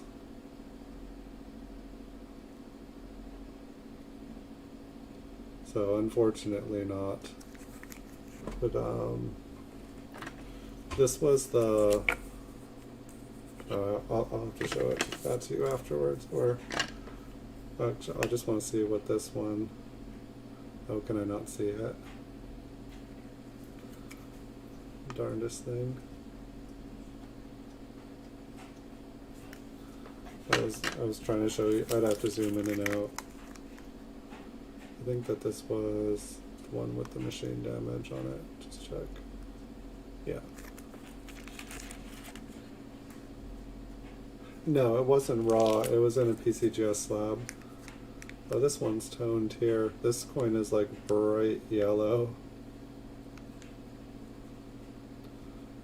No, it was in a PCGS slab. And it's in a gold shield slab too, so it's got like its own photos.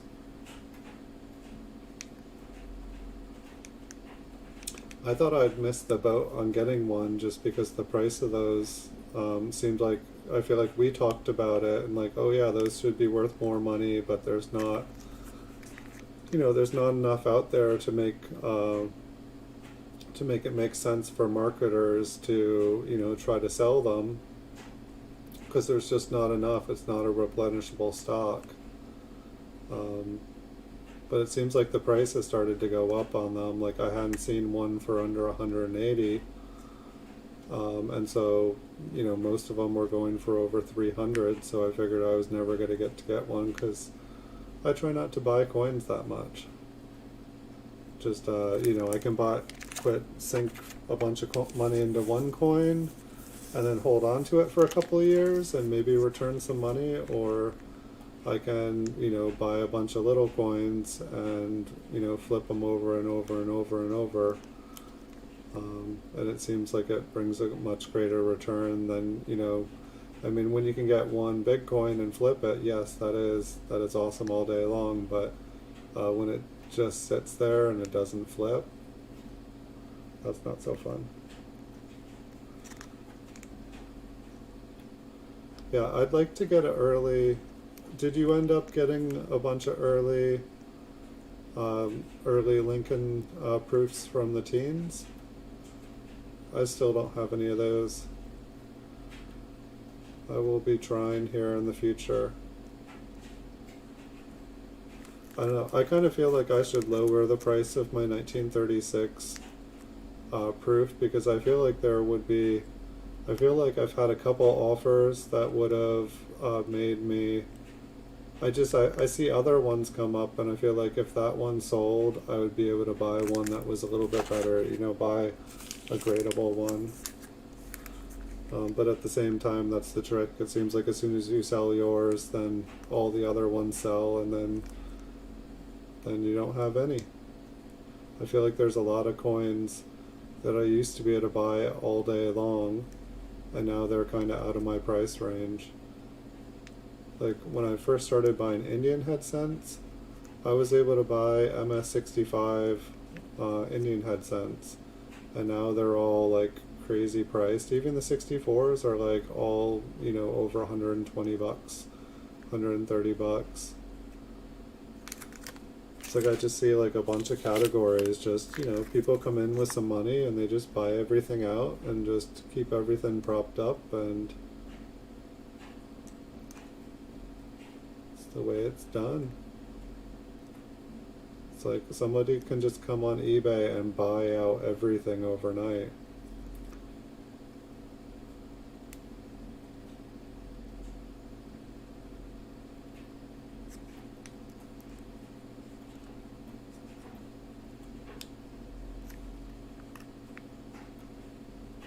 But that's one of the reasons I like the certified categories, is because, you know, when people do come and buy everything out, it doesn't come back up really quick. It's like when somebody comes and buys up the whole category, it usually takes about a month and a half for things to kind of get replaced, because people have to find the coins, send the coins in to get graded. And anytime a category is kind of bought out, there's kind of a window of time where whoever bought them, they've got a legitimate chance of selling, you know, selling all those coins, because they're the only ones that have them.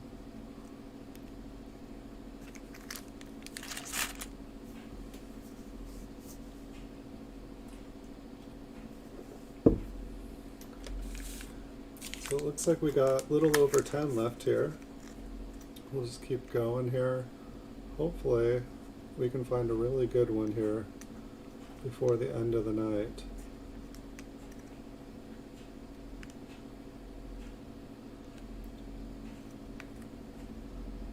But I'm definitely hoping to start getting large batches of coins graded, because I just want to be able to list coins, you know, like 12 hours a day. I just want to be flooding eBay with more and more and more coins. Like, I either want to take over the market this year or just like totally kill it. One or the other. Like destroy economic hitman style.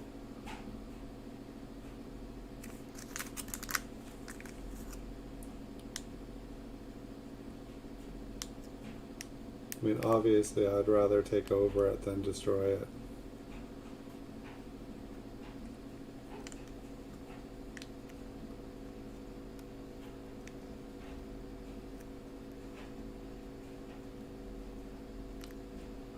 It's like, I wonder what would happen if I wonder what would happen if like I bought all of gifts online, if I bought every single one of his proof sets. Like what do you do? Like it's like if I bought all his proof sets, I bet he'd go out and buy like every proof set on the market. And then there would just be like this like couple months hole. And then all the proof sets would disappear, and then they would be hard to find.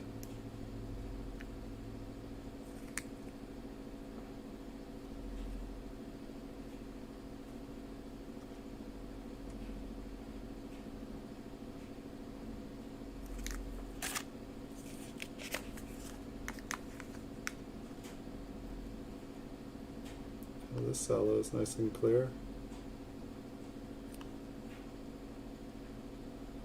Almost looks like a nice contrast, like there's some cameo going on with it.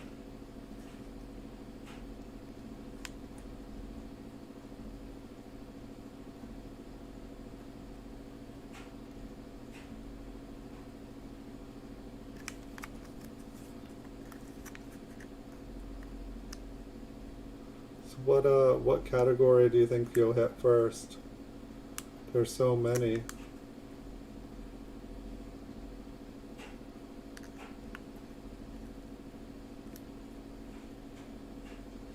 I mean, like, my honest opinion for you, if I was to give you advice, I would fill back in the areas that you have sold, and if you were doing a good job keeping track of, you know, what you purchased and what you sold for, you know, make sure you're buying back the stuff for less than you sold it for. Does that look like totally doubled on that one? Is that just the curve of the C? It just looks like on the top and the bottom. But that would be my advice anyway for you, is to totally rebuy all the stuff that's sold. And don't buy it back in any particular order, just whatever is the cheapest at a time. And I mean, you can go mean style and just like buy out everything. But it's like the stuff sold, it's stuff that you know people will buy. And it's stuff that you have information about how much you bought it for before and how much it has sold for. So you have a little bit of history of understanding the market with those coins. Sometimes, I mean, with me, I just buy whatever is the cheapest at the time. If there's something I know, like 1982s, for instance, like 1982 bronze. It's one coin that is almost never disappointed. It has never disappointed. Every single 1982 bronze that I bought has sold. I just got like 11 in. Those haven't sold yet, but I got them this week. I think there's 2 that are just insanely toned, and I just put them up for a crazy amount, and those haven't sold yet. Yeah, that's what I would do. Any coin that you need to fill in a hole at a reasonable price, that would be my advice. I would say there will be coins that you'll basically know are a really good deal. I would pick some of those up too. Like anything that you just know will sell out. I believe this is machine damage, but it almost looks like it's machine damaged on both sides. I don't think I've ever seen that before.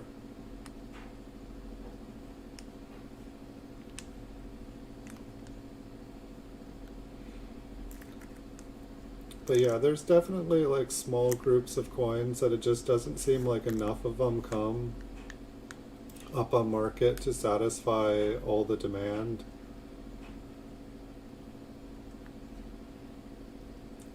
So that there are some coins that like whenever I see them, I'll buy them no matter how much I have. Minimum grade threshold. It's something I've been trying to stick to you know, like say like only buy 67s or only buy 68s, but then I see like, you know, a bunch of 66s for cheap.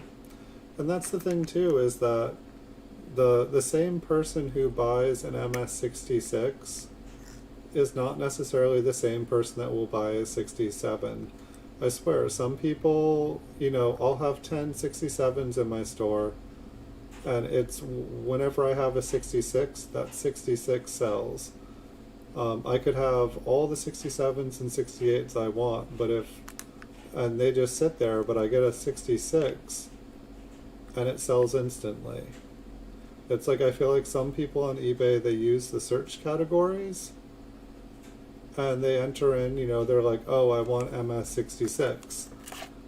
They don't look at the 65s, they don't look at the 67s, they just look for MS66. It's just the way it is. Like AU coins, like you know, wheats, you know, like 1950s and older, you would not think. I mean, I even get requests for like AU 60 coins, because people have the Everyman set, which AU 58 is the highest you can have for the set, and they have all the old coins, but they need all the new coins to fill their set. And so there are people looking for these like modern AU coins. They really want them.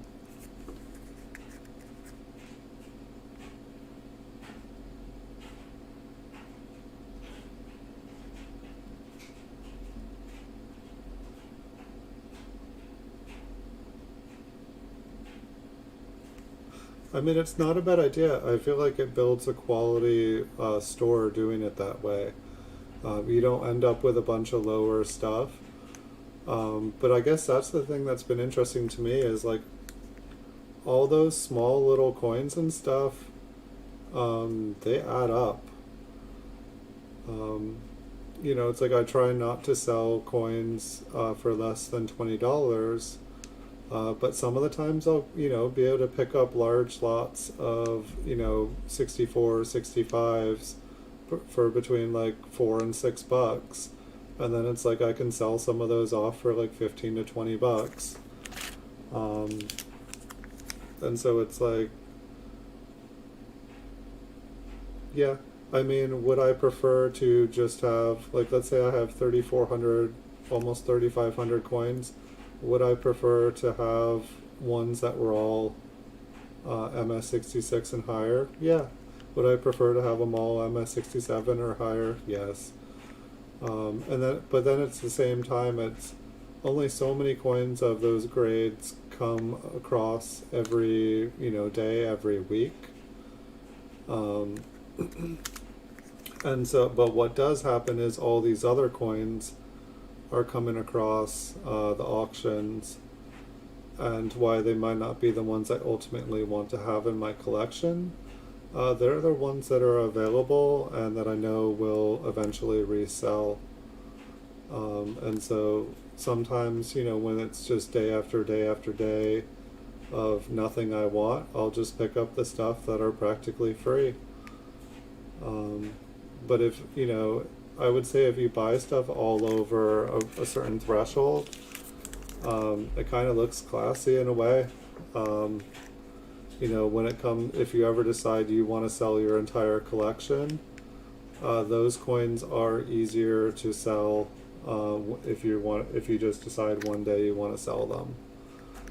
Trying to sell a bunch of MS63, MS64 coins when you're trying to sell them quick, not gonna happen. It's not gonna be pretty. But you know, if you have an eBay store and they're just sitting there waiting for the person that's looking for those coins, then they're great. But they're not something, you know, they never do good at auction. They never will make their money back at auction. They're buy it now material. They are, you know, it's kind of filler. You know, let's say you have your MS66 threshold.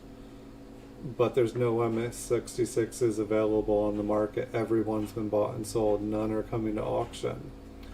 You have that 64, you have that 65 there as a placeholder, and it's there to be able to satisfy your customers' needs. They need that date, and there's none available in the grade you want to provide them with, but at least you can give them something to put in their PCGS registry until they're able to eventually locate one of a higher quality.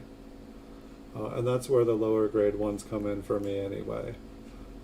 Is that, and people will purchase a 64, and then a week later I'll have a 65 and they purchase a 65 off me. And then I get a 66 and they purchase a 66. I see people constantly upgrading their collection. And then oftentimes people will just put the coins back up, the lower graded ones, right back up on eBay as an auction. And then I just sold a coin for, 12, 15 bucks to someone else. And then I feel bad. I pick up the same coin for like 3, 4 bucks from the person I just sold it for 12. They could have sent a return to me and I would have taken the return. But instead they put it up for auction, and then I'm buying this coin back from someone that I just sold it to. It almost makes me feel bad, but if they wanted to get their money back, they could have just, filed a return. So it is what it is. But I'm excited to have some bidding competition. That should definitely be fun to see.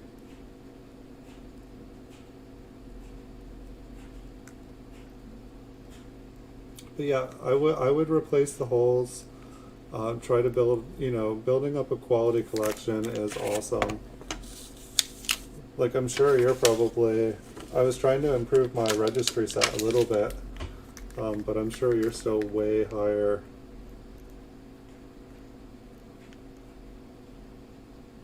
Almost looked like I could see something under the L here.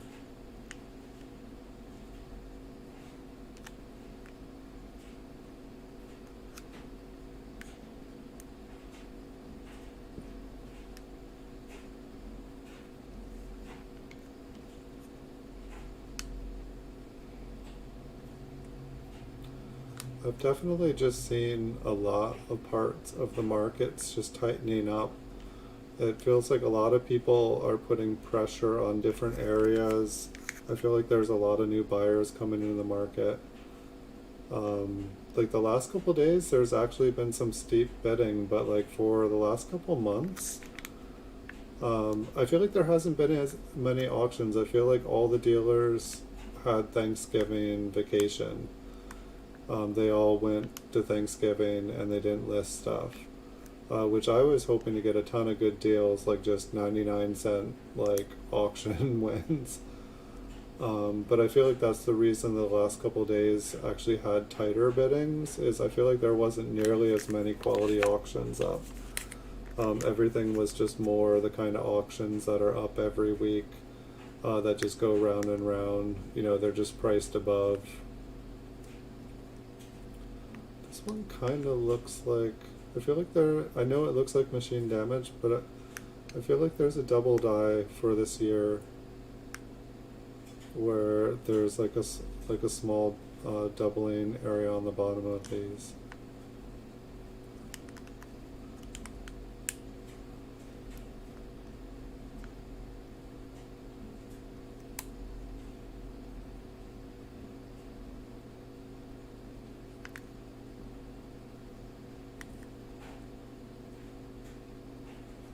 Probably just machine damage.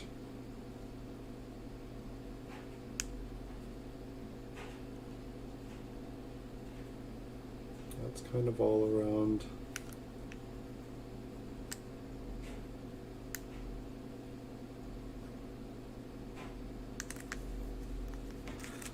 Wow, we're almost here. This is the last one. And I am so glad that I decided to see what things looked like in OBS here, because it is so much clearer for me here. I can't believe I was even doing this show through the microscope.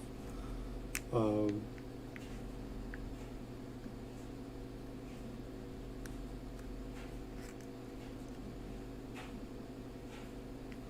but yeah, accredited coins, if you're wanting to buy out any of my categories, you are more than welcome to.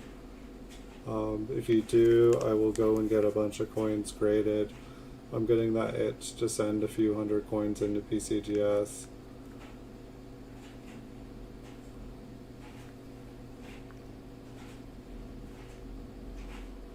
I think it would be awesome to have somebody else buying out categories too.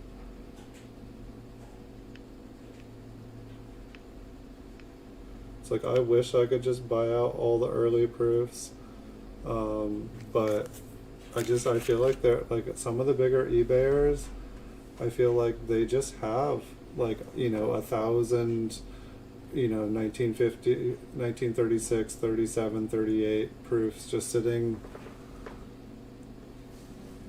just sitting in back stock. It was funny, sorry, I'm out of focus, I can't stand that.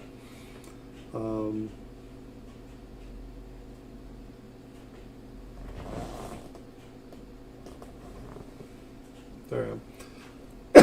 It was funny, I was looking at your name the other day, and I was remembering all the things that you were saying, about Mr. Lawrence or David.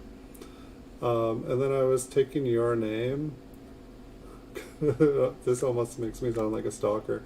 I was taking your name and rearranging the letters in your name, and I was realizing that like the two Mr. Lawrence's, the letters in his names and the letters in your first and last name, it's almost like a perfect anagram.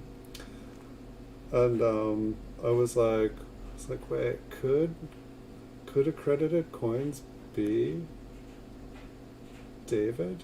Could he be, or could he be? I was like, it was tripping me out.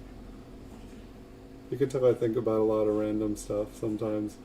There's nothing important about it. I was just like, wow, like it pretty much works.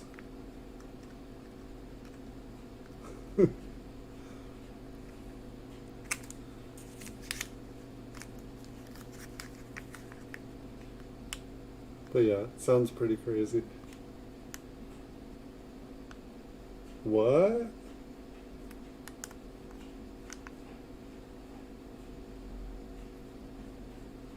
Oh, I didn't know that. I mean, I honestly, I don't know anything about him. I bought a couple coins from him. I think I just bought a coin from him last month, 1953 proof 68. I offered him above PCGS price for it. I wanted it. And now I have the only two proof 68 1953s on eBay. And I'm very happy to have them both. So now I have a spare.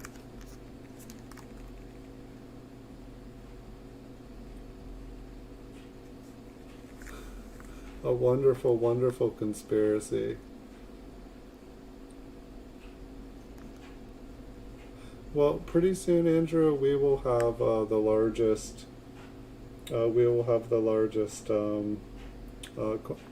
Coin dealer. I have more coins. I have more PCGS graded coins for sale on eBay than David Lawrence does.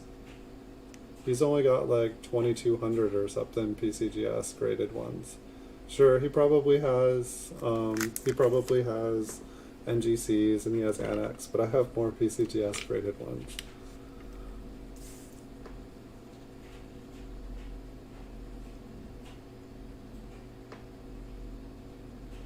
Huh.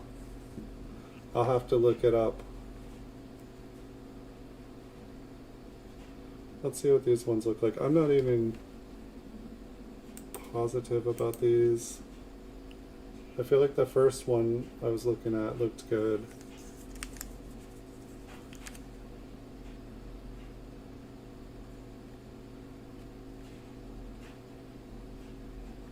Yeah, no, that's definitely my goal next year is to have 10,000 PCGS as well.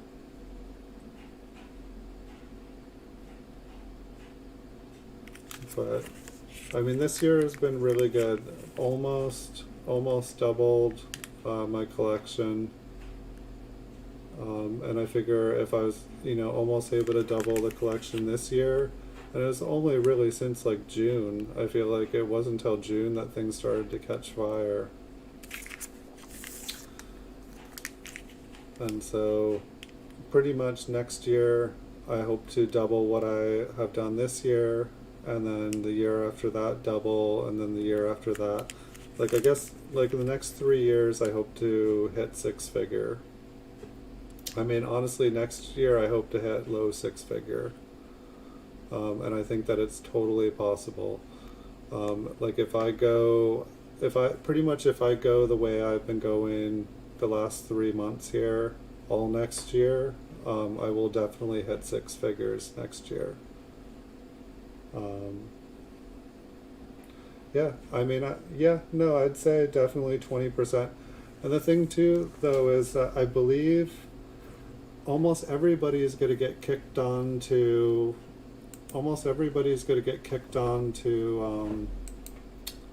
eBay managed payments here soon.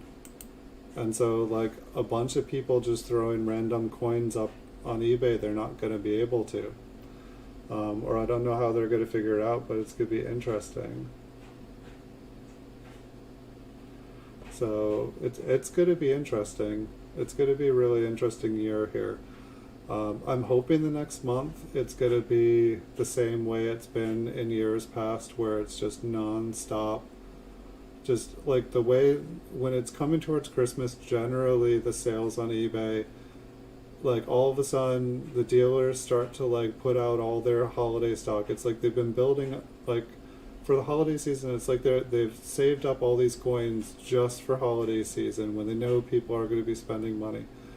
And all this coins go up, but all the dealers are kind of putting coins up at the same time, and they kind of are competing with each other, so they're all trying to just get as much sales as they can.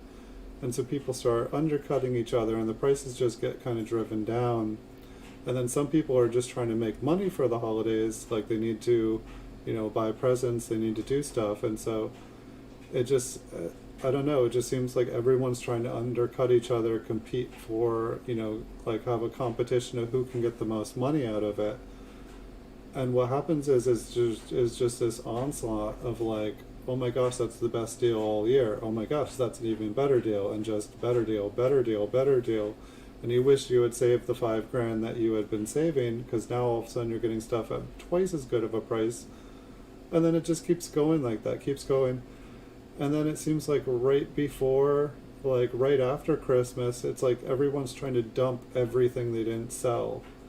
Like I feel like it used to, for taxes, they used to just want to sell everything off as a loss so that they could claim a loss to, make whatever profit they had made the year or so. I don't know exactly why they do it, but I don't think that still applies to taxes anymore.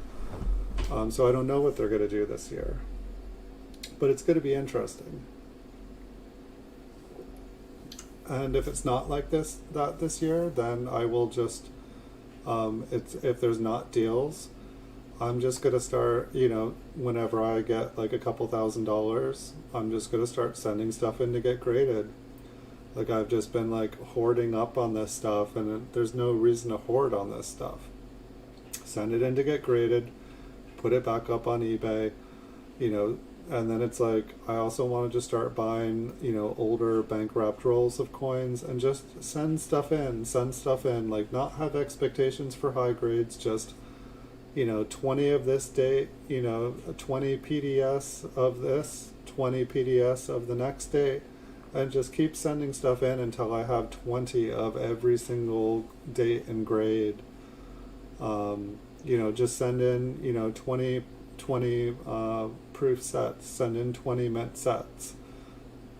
Maybe buy 30, 40, 50 of them and send in the best of the best. But just, get a complete inventory of every date mint so that, not only do I have every date mint, but it's basically I have, you know, a whole back stock of everything. And then just buy out the competition in those categories, you know, like, okay, I got 20 of these, buy up every single one, you know, within a reasonable amount of the other people's, and then all of a sudden I own that date. And no one else is going to want to get that date, you know, they're not going to want to do a bulk grade for that date, because there's 20, 30, 40 of them all sitting up there that they have to compete with. And you just keep doing that and keep doing that until, you know, you've given yourself a nice little chunk of the market. So really nice to see you again at Credited Coins. I'm gonna say goodnight to everybody here, but good night to everybody listening and watching. Good night Stern, good night PK Carve. Thanks for being here tonight. Hold on, there was one other person here. Good night Silver Scorpion. Thank you for hitting that like on your way out. And yeah. So I will be back on Wednesday and this next Saturday. I'm hopefully going to be able to start doing some bonus streams here again soon. But at Credit Coins, feel free to send me messages at the Instagram anytime you want. I'm always happy to talk business. Don't have nearly enough people to talk business about, and I like masterminding or conspiring or whatever we like to call it.